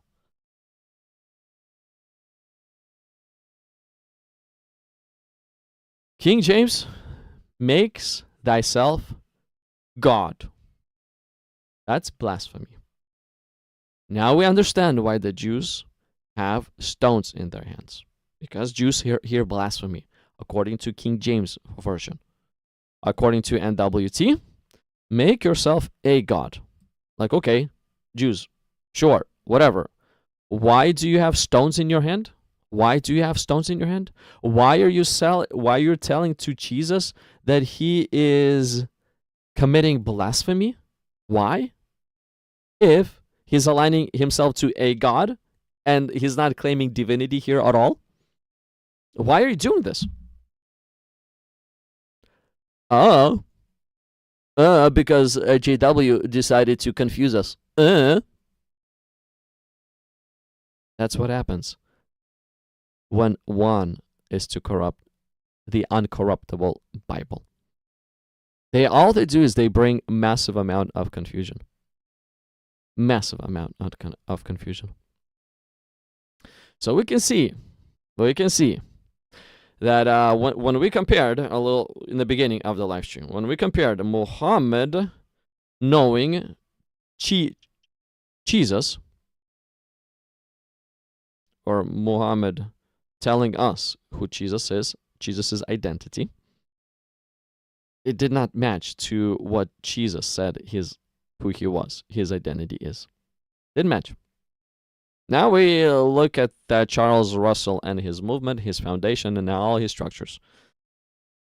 How they identify who Jesus is. According to what we've seen, they identify Jesus as a God. There's like, who in the world is this a God figure? Who in the world is that? How am I supposed to understand this? A God. Like, what? I mean, this a God can be applicable to many sides of life. And according to the Old Testament, a God figure is the one to whom the Word of God came. A God figure is more of a prophet, according to Old Testament. And according to Jesus, more of a prophet. So it looks like JWs are changing identity of Jesus that we find in KJV, and what we find is divinity, to nothing more than a prophet, a God.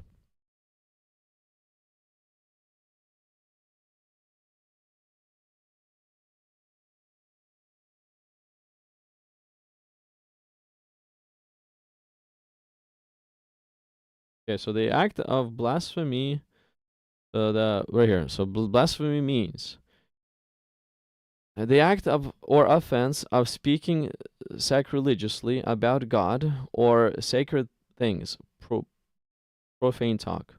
But Jesus was claiming to be God. That's blasphemy. Claiming to be God is as blasphemy as it gets.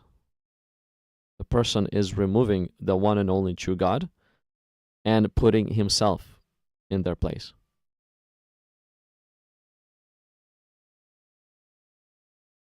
You don't think that this offends God?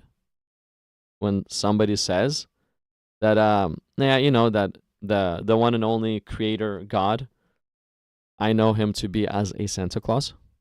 Do you think that doesn't offend God? Or somebody says, you know, yes, this one and only true God that created the heavens and the earth is known to be as Muhammad's Allah. Do you think that doesn't offend God? It's literally as offensive to God as it gets. Like, think about this. I have whatever I have. Let's say I have a property, I have a wife, I have family, children, okay? And I have friends. And all of a sudden, randomly, another person, another man comes along and he is claiming to be me. He's trying to take over my life. He's trying to take over my property, over my family, over my children, over everything that I have and I own. If all of a sudden this another person that just came along was to be identified as God and would be recognized, I mean, I'm sorry, was to be identified as me and was to be recognized by the public as me, guess what happens to me? I lose everything and he gains everything. Don't you think that literally as offensive as it gets? It's literally as a threat as it gets. So you can see, when somebody is claiming somebody else's identity, it's actually criminal. Not just offensive, but it's criminal.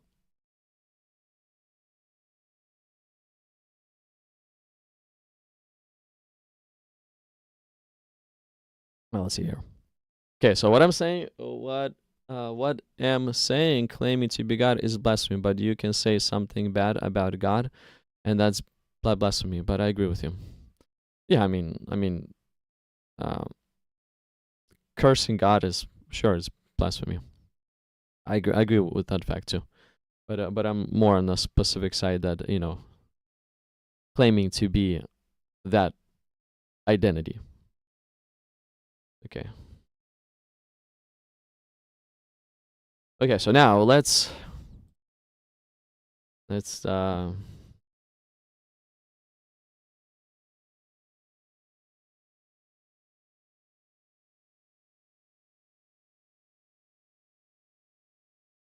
me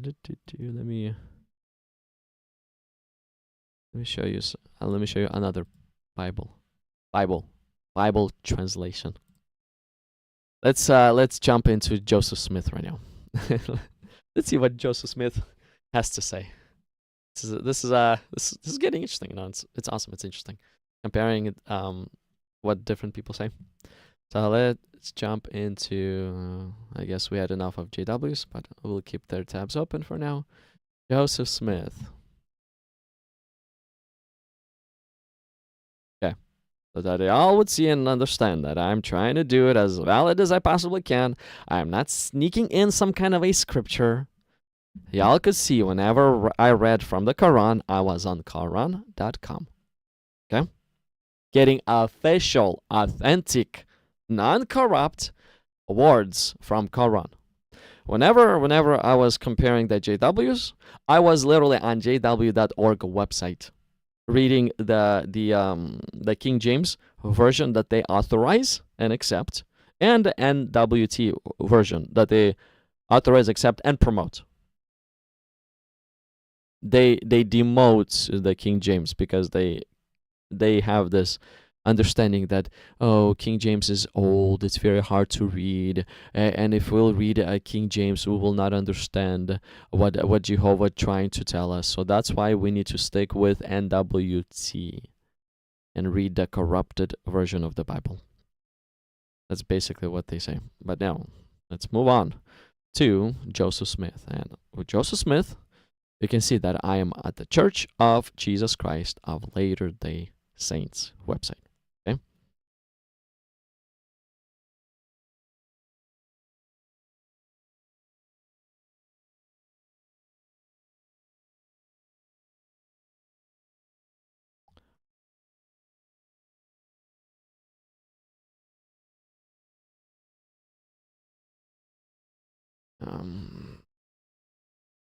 Okay, dear people, this right here, what you see on the screen.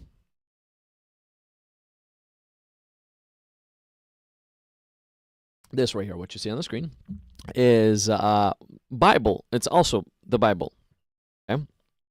But it's the Bible that has been translated, updated, or revised by the acclaimed prophet Joseph Smith.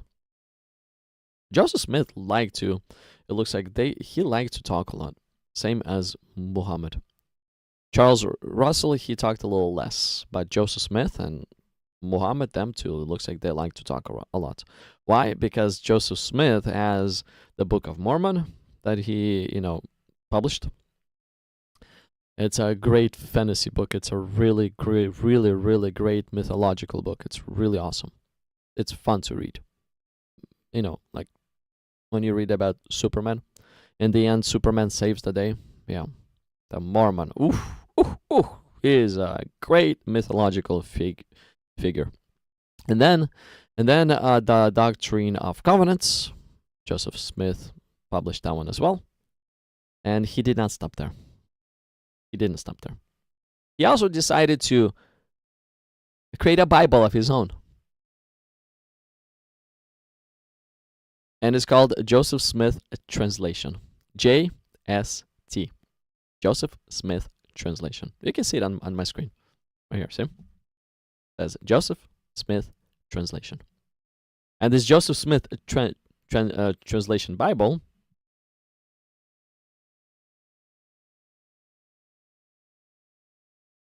look how many books it has. Man, bro, Joseph Smith, he really likes to write fantasy stuff. So many books. So many books. Okay, let's just go to the book that come on, where's it at? A, B, C, D, E, F, G, G, G, G, G. We're going to G. So E, man, F, G. Oh, there we go, G. So many books. You probably will not be able to read through the Joseph Smith fantasy Bible in your lifetime. There's so many books. But anyways, that's not the point. Let's go to Genesis. Genesis.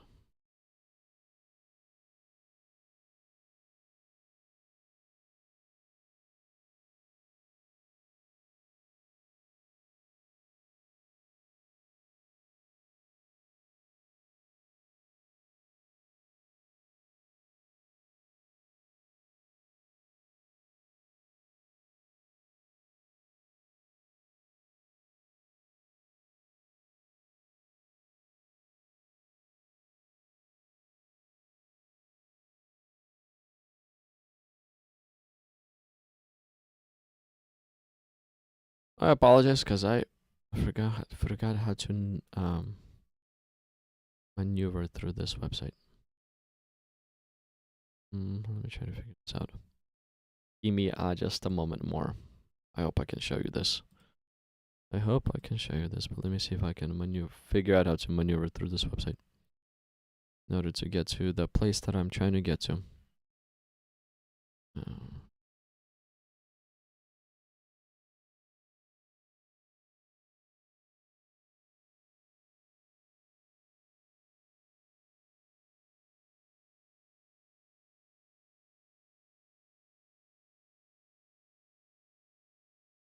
Oh, how did I do that?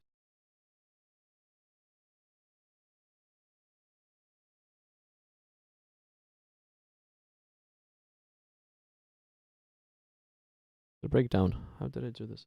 On the other screen. How in the world did I do? Okay, anyways, here's the. Just go to the link, directly to the link.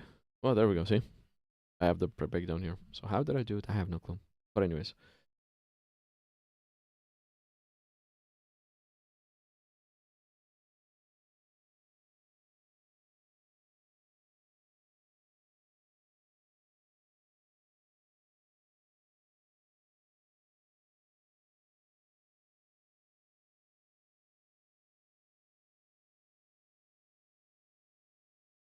Okay, I looks like I'm not fully prepared for this because I cannot figure out how to maneuver this. I'm gonna have to get back to y'all on this because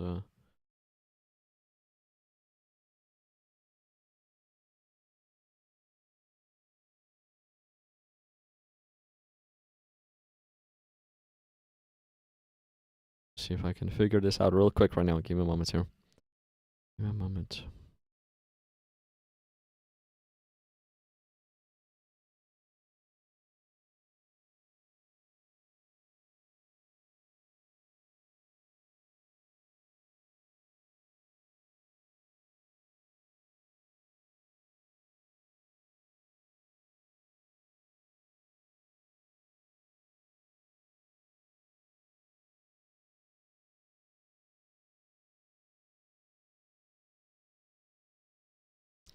Yep, I guess I'm sorry. I failed on this one because I need to figure out how to maneuver this.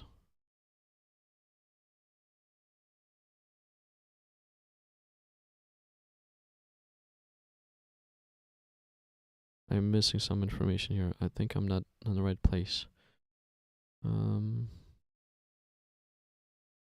not. Or the version I selected is. I'm doing something wrong. That is all I can say. I'm doing something wrong.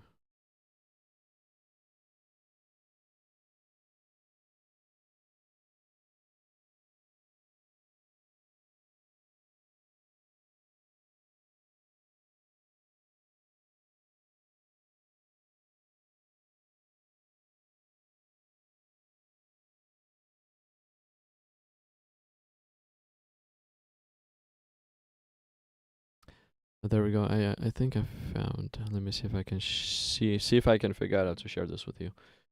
Let's see here.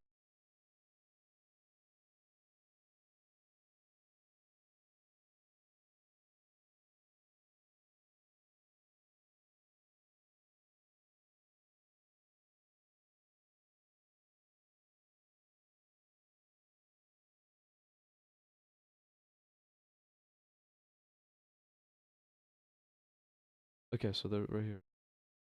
GST, it has more verses. Even though this ends in 26, there's more verses. Right here, see? And Joseph said unto his brethren, and this is the same thing. So starting from verse 20, we're looking more into expanded GST, expanded one. And Joseph said unto his brethren, I die and go unto my fathers, and I go down to my grave with joy.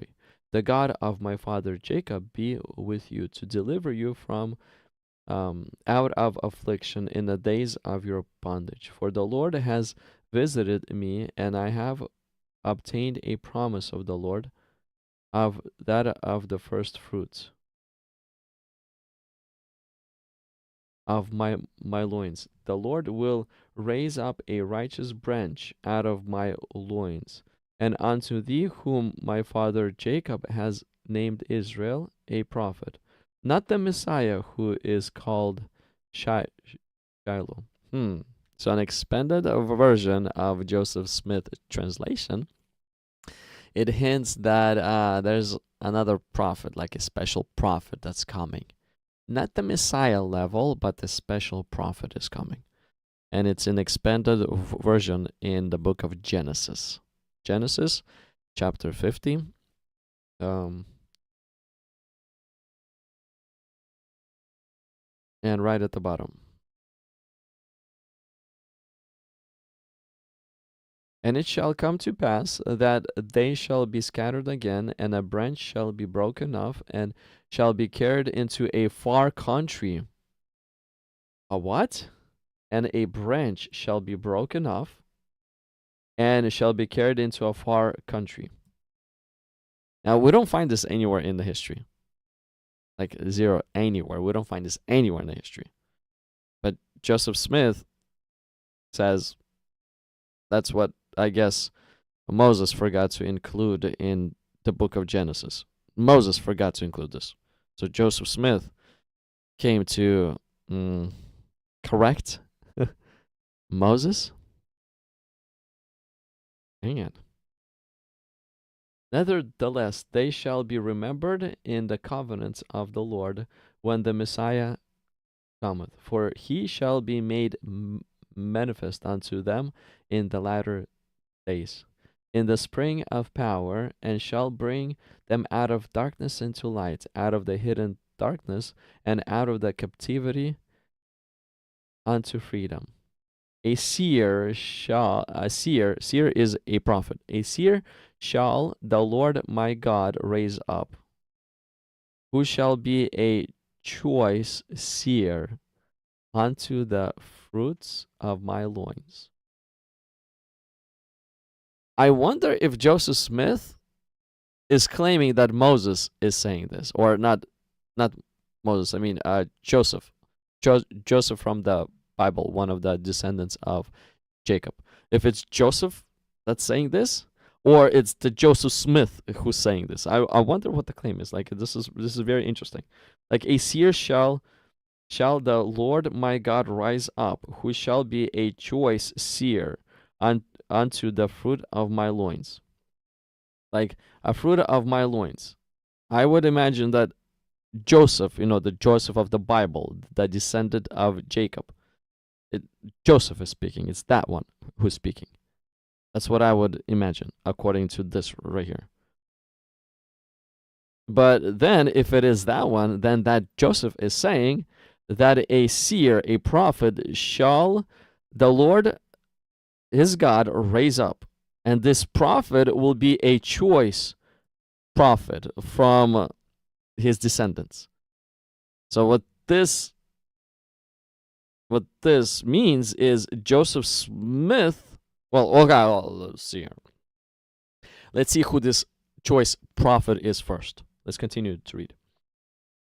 Thus says the Lord of my fathers unto me, a choice seer will I raise up out of the fruit of thy loins.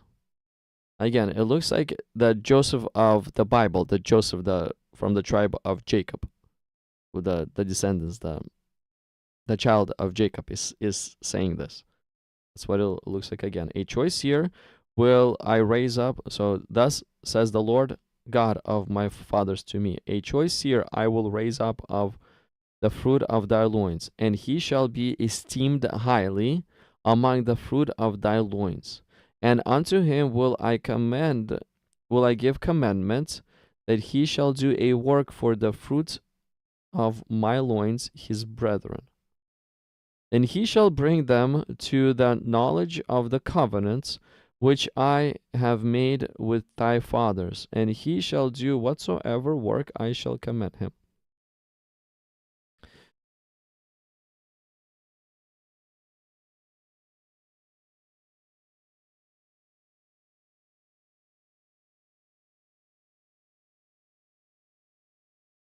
And I will make him great in my eyes, for he shall do my work, and he shall be great like unto him whom I have said I would raise up unto you, to deliver my people, O house of Israel,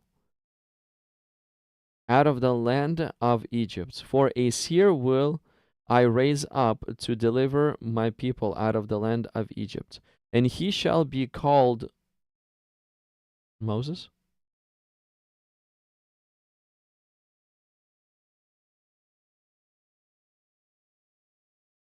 And by this name he shall know that he is of thy house. For he shall be nursed by the king's daughter, and shall be called her son.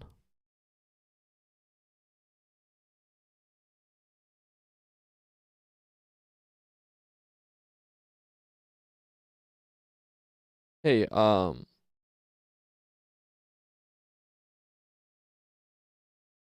dear Latter Day Saints, if Moses from the Bible is saying this, Moses from the Bible, the descendant of Jacob, the Moses that became second in command after Pharaoh? That one. Later day saints, whomever is listening right now and will be listening in the future. If Joseph is saying this, I think, yo, bro, I think you guys got an error, like literally a mistake. A mistake is found in Joseph Smith, a translation of the Bible. A mistake is found. You want to update this mistake because it doesn't make look. It makes Joseph Smith look bad. Doesn't make him look good. This error. Look what you're all saying here.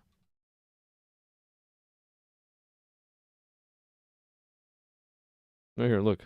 O house of Israel, out of the land of Egypt. For a seer I will raise up to deliver my people out of the land of Egypt. So there's a seer. So let me see.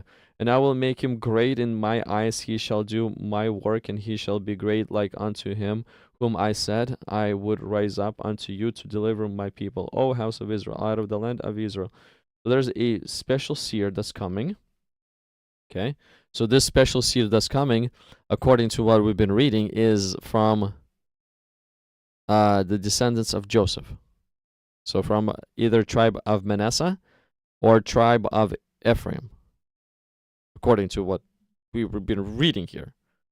And all of a sudden, this special seer who's coming, he shall be called Moses. And he shall be nursed by king's daughter, and shall be called her son. Later day saints. Moses, the one who spoke to God on the mountain, the one who was nursed by the king's daughter, or he wasn't nursed by her, but whatever, and shall be called her son, the one who was called her son. That Moses is from the tribe of Levi. He's not from the descendants of Joseph. Just want to throw this out there. Y'all need to update this because you got a mistake here, okay? Moses is from the tribe of Levi. Levi and Joseph, they're bros. Okay? They're siblings. They're siblings.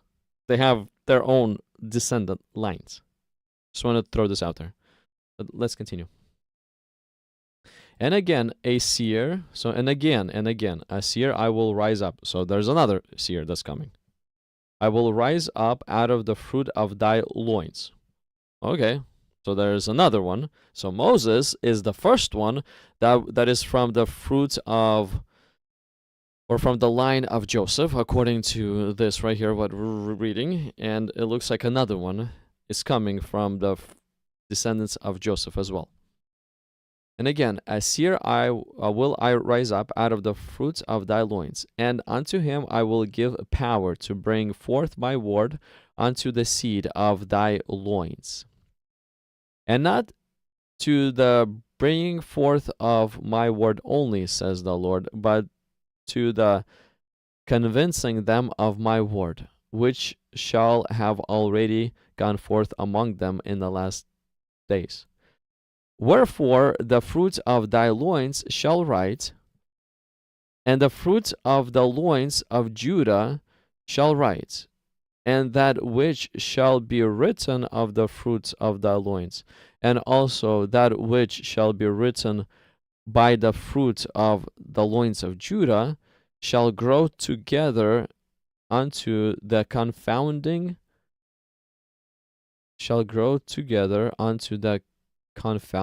of false doctrine, and laying down of contentions, and establishing peace among the fruits of thy loins, and bring them to a knowledge of their fathers in the latter days, and also to the knowledge of my covenant, says the Lord. And out of the weakness shall he be made strong in that day when my work shall go forth from all my people, which shall restore them who are of the house of the Lord in the last days. Okay, let's pay attention to this verse a lot, okay? Because there's another seer that's coming. So the first seer that was a great seer, according to what we just read, is Moses. But the later day saints, they made a mistake. Moses does not belong to the tribe of Joseph. He belongs to the tribe of Levi. They made a mistake over there. But maybe they just didn't know. Well, they didn't know. They actually didn't know. Joseph Smith did not know. Why? He was illiterate. Joseph Smith was illiterate, so he was not able to read. So he actually did not know that Moses was from Levi. So that's why he made a mistake here. But I mean, he's saying that God is saying all this. So according to Joseph Smith, he's kind of passing on his ignorant knowledge or ignorance onto God, because he's saying God is saying all this. So as if God does not know. But whatever. Okay. Okay, so let's focus on verse 33. And the seer, and that seer will I bless. Okay, so God is promising to bless that seer, the second seer. And they that seek to destroy him shall be confounded.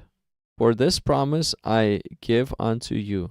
For I will remember you from generation to generation, and his name shall be called Joseph. Oh, the second seer that's coming, he's going to be called Joseph. And it shall be after the name of his father.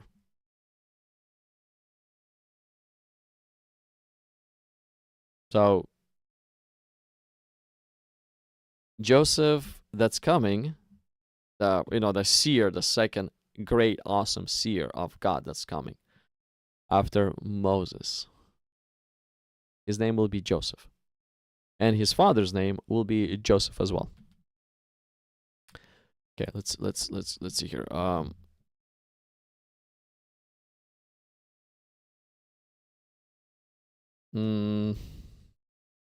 What is the name of Joseph Smith dad?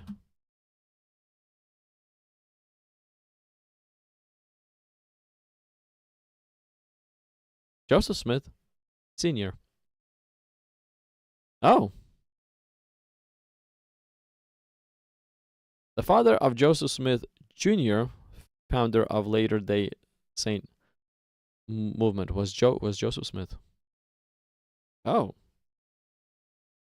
So it looks like Joseph Smith is talking about himself here. So this Joseph is Joseph Smith. He is that great, awesome, magnificent second prophet that is to come. And he is being promised in the book of Genesis. Funny how Joseph Smith has actually added himself in the book of Genesis and called it God's revelation. This revelation that Joseph Smith is coming was missing from the book of Genesis for like what? 5,000 years, maybe 4,000 years, was missing. And then Joseph Smith comes and he goes like, hey, I see some missing revelation in the book of Genesis. It's about me. It's about Genesis speaking me coming. Remember? Guys, do you remember how Genesis is proclaiming that I'm coming? Do you remember? Yeah, come on. So let's add it in there so that you would remember that Genesis is proclaiming that I'm coming. So verse 33, you see that Joseph Smith is trying to insert himself in the Bible. Who else has attempted to do that? Muhammad has attempted to do that. Look, let me show you. Where Muhammad attempted to add himself into the Bible too. Let me show you, where is it at?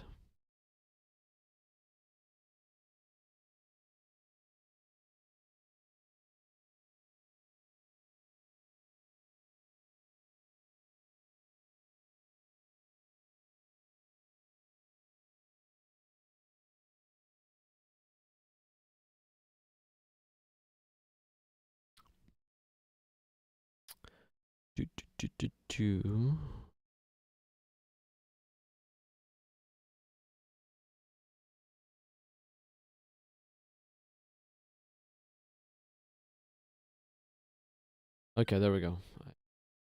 I don't remember all the passages from top of my head. Look, so 61, 6. 61 verse 6. Who else tried to claim that they're found in the Bible? Joseph Smith has. Why? Because he thought that it would actually legitimize, make his prophecy legit. So that's why he claimed. He had literally added himself in the book of Genesis. Good job, Joseph Smith. Okay, so now, Quran. Remember when Isa, son of Maryam, said, ooh, Isa is saying, so Jesus is saying, Jesus of the Gospels is saying, O children of Israel, I am a messenger of Allah sent to you, confirming the Torah that is sent down before me, and giving you a good news of a messenger who will come after me. Oh, Jesus' good news, according to Quran, was that another one is coming. That somebody else is coming. That's Jesus' good news. That somebody else is coming. Who is that somebody else? Whose name will be Ahmed. Oh, the good news is Ahmed is coming.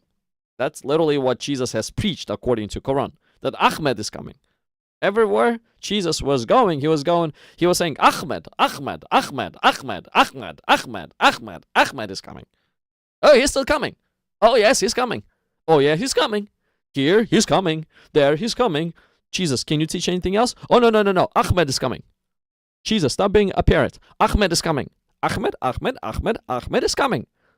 Why am I a parrot?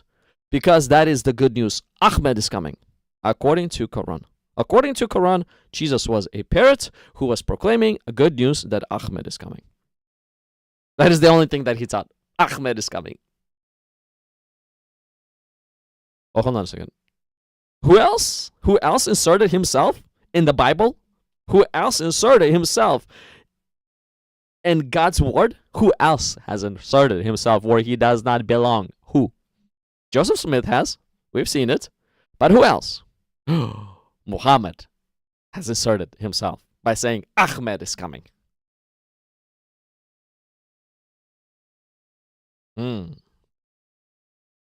So it looks like Muhammad is trying to make his prophethood legit by making false claims, by lying to people.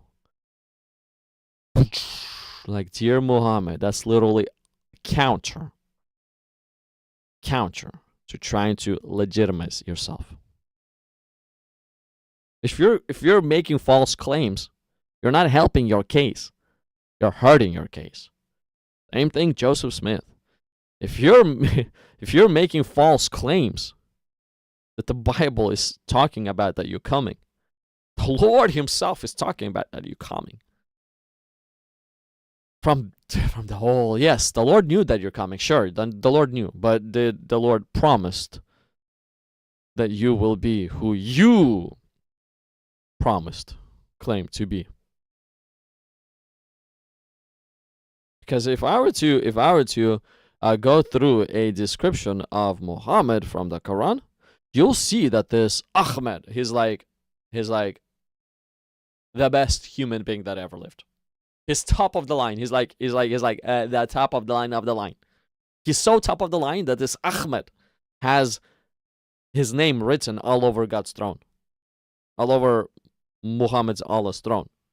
There's Ahmed. There's literally another parrot. Muhammad's Allah is another parrot. He really likes the word and the name Ahmed. Why? Because according to Muhammad's Allah, Ahmed is the good news. Ahmed.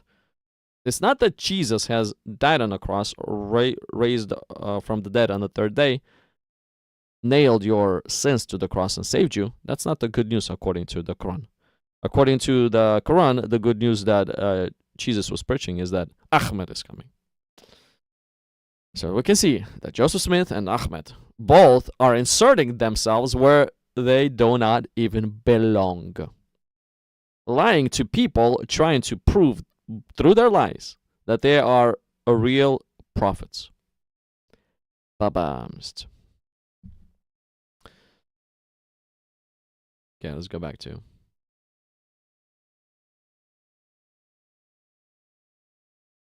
Okay, let's continue. Let's get some more description or definition of this Joseph. And the Lord sware unto Joseph that he would preserve his seed forever, saying, I will rise up Moses, and a rod shall be in his hand. Bro, no. Later day saints, Moses was from the tribe of Levi, not from the tribe of Moses. I mean, not from the tribe of Joseph. He was from the tribe of Levi. Like, later day saints, it looks like you don't even know the Bible. No, hold on a second. It's not the later day saints. Joseph Smith, prophet Joseph Smith, or claimed prophet Joseph Smith. It looks like you don't even know the Bible. Literally, you don't even know God's word. The first thing that you should have done is actually learn to read and write. Then pick up the Bible and start to read the Bible. And then you would get some knowledge of the word of God. And just maybe you would not be claiming some things that you're claiming here. But you're doing exactly the same thing as Muhammad is doing. Muhammad did not know how to read or write too. He had no clue. And guess what Muhammad has done? He said such things as everything that he's prophesying is confirmed in the gospel and confirmed in the Torah. And because Muhammad was illiterate and was not able to read the Torah or the gospel, he actually prophesied against, contradictory to the Torah and to the gospel. Lying to people that he's in line with the gospel and the Torah.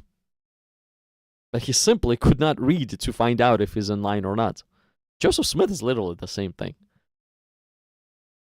And both of them are visited by an angel. Some spiritual encounter that brought another false gospel.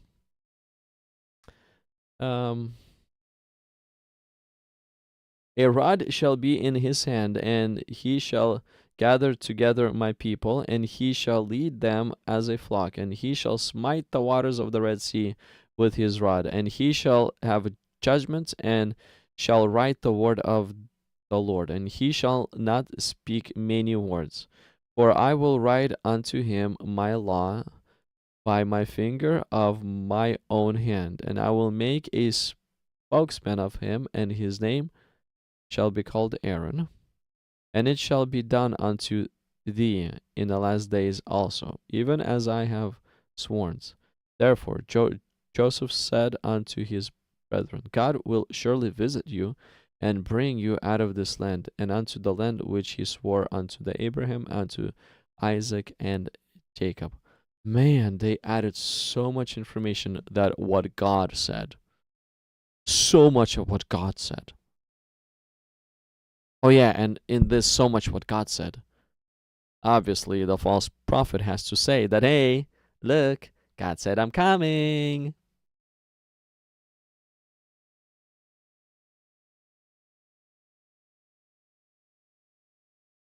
So this is the expanded version of Genesis, of the book of Genesis, where we simply find the false teachings. Let me show you something else. Let me show you something else real quick.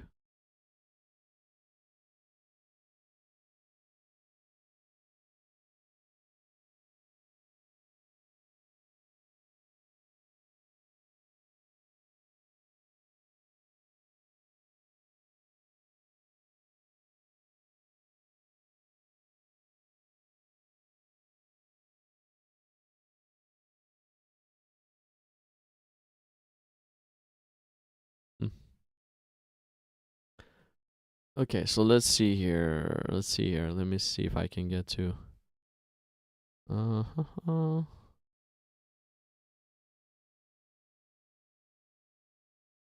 me see if I can. Doctrine and Covenant.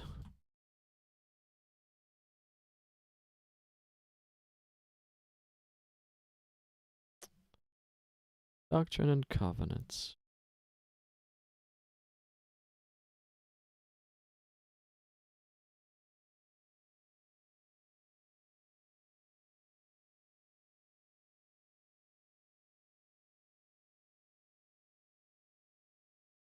Okay, let's read this. Let's see what this says.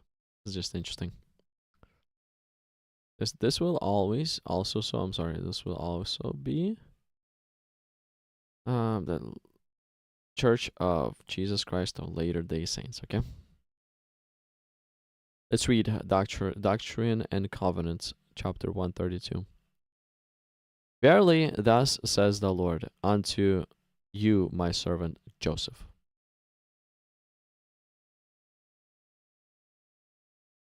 That inasmuch as you have inquired of my hand to know and understand wherein I, the Lord, justified my servant Abraham, Isaac, and Jacob, and also Moses, David, and Solomon, my servants, as touching the principle and doctrine of their having many wives and concubines.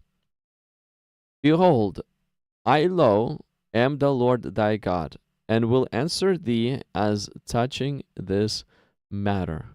Therefore, prepare thy heart to receive and obey the instructions which I am about to give unto you. For all those who have this law revealed to them must obey the same. Behold, I revealed unto you a new and an everlasting covenant. What? What?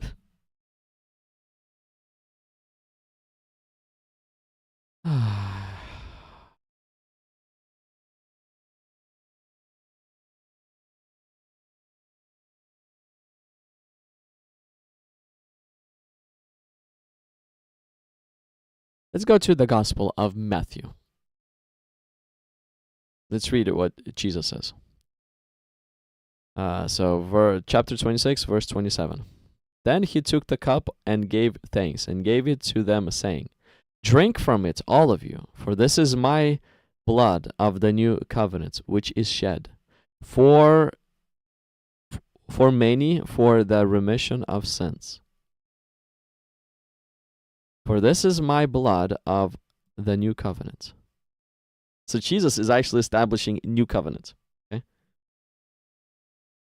Joseph Smith, for behold, I have revealed unto you a new and everlasting covenant. Oh, so the covenant that Joseph Smith has gotten is newer covenant than Jesus has gotten. And the one that Joseph Smith has gotten is the final one because it's the everlasting one. There's no newer covenant that's coming. No more. Joseph Smith's, according to Joseph Smith, is the last one. Yeah, Joseph Smith and Muhammad is like copy. They're literally copy. Both are the seals of the prophets. Both are saying that Jesus is the Messiah and then literally changing his identity.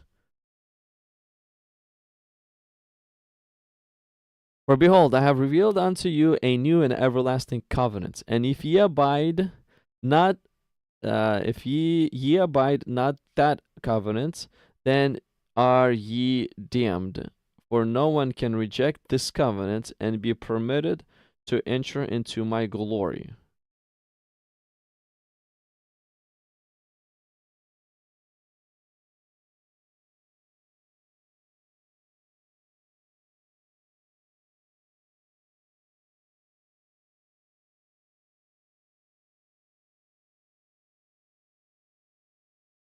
And this new covenant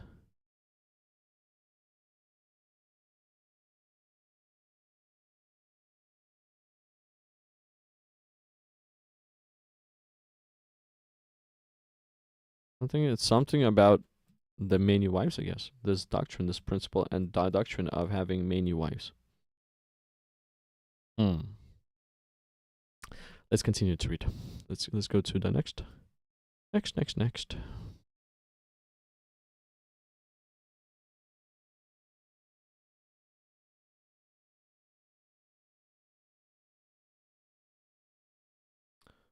Jump into 19.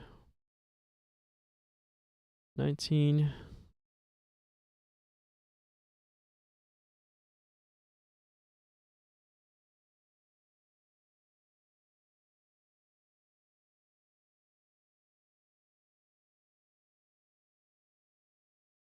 Okay, I don't want to read this whole chapter. Let's see if I can.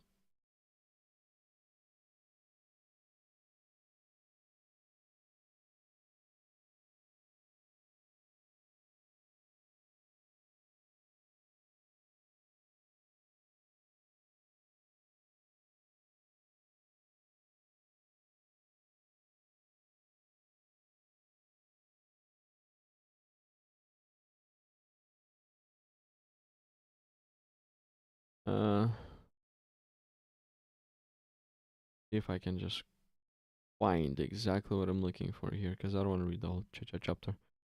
You can read the, is it 19 and 20, and then 61 and 62. And you'll see the idea.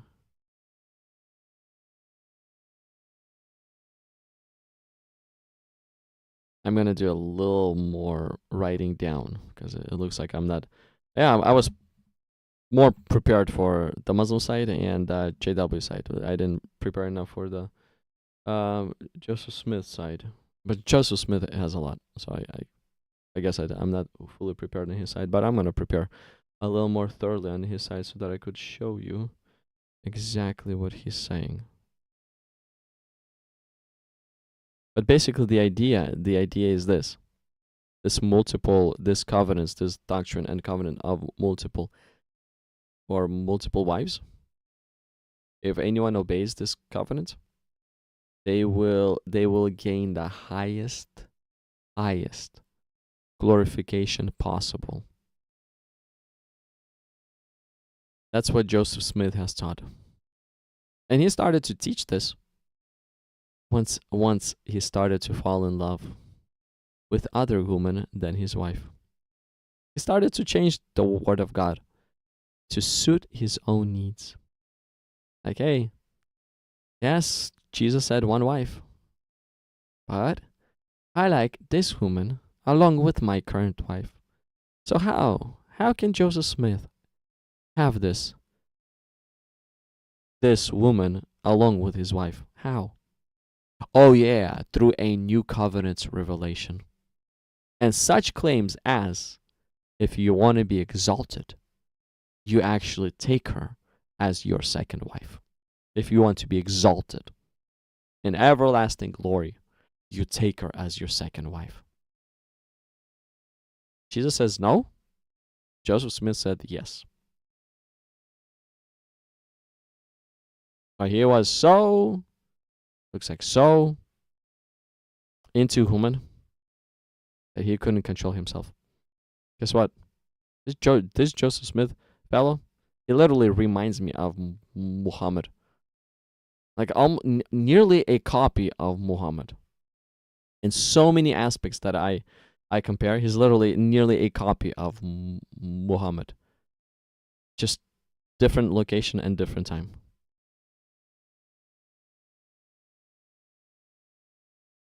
Okay, so let's see here. Let's see what we got. Let me see here. We got a warning in. Warning. TDR 2025. Warning. The afterlife has not been proven to exist. As such, all talk of afterlife is speculative. That's the warning that we've got. Well, the best thing that I can give you back is Jesus rose on the third day from the dead. Oh, how do you know this? Because of what his disciples have done. It's logically, reasonably to believe that Jesus' disciples saw the risen Lord and Savior, their risen Lord and Savior. They saw him. And they claimed that Jesus, the one who has power over life and death, will raise you from the dead if you believe him, just as he was risen from the dead. So Jesus proved that he has the power over life and death. Even though you don't believe that there's an afterlife, but Jesus proved that there is one. So you're just denying to believe in what the Messiah taught. That's it.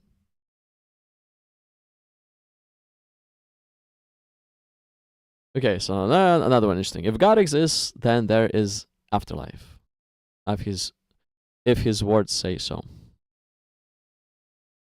Simple. If God exists. But now, in order to say that God does not exist, you're going to have to do some hardcore mental gymnastics. And if God exists, there is afterlife. If God does not exist, then sure, everything is hopeless. We're all done and doomed of nothing. But if God exists, he is able to raise people back to life. So guess what?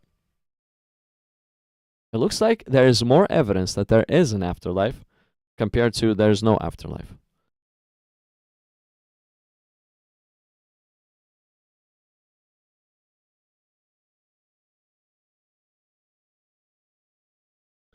And I do agree with you, but this is not the only way to find out. So the only way to find out if God exists is to invite him and seek a relationship with him. I can confirm that if you ask Jesus to come into your life and give you the signs you need to see he is real, he will do it. I asked for signs and he gave them to me. He healed my addictions and mental health issues I had for 14 years. Yeah, Jesus is a miracle working God. But if we need signs in order to believe, that belief is not rooted in a strong foundation. It's not. Our belief has to be rooted in what God says. And the fact that God simply cannot lie. And it's literally as logical as it gets.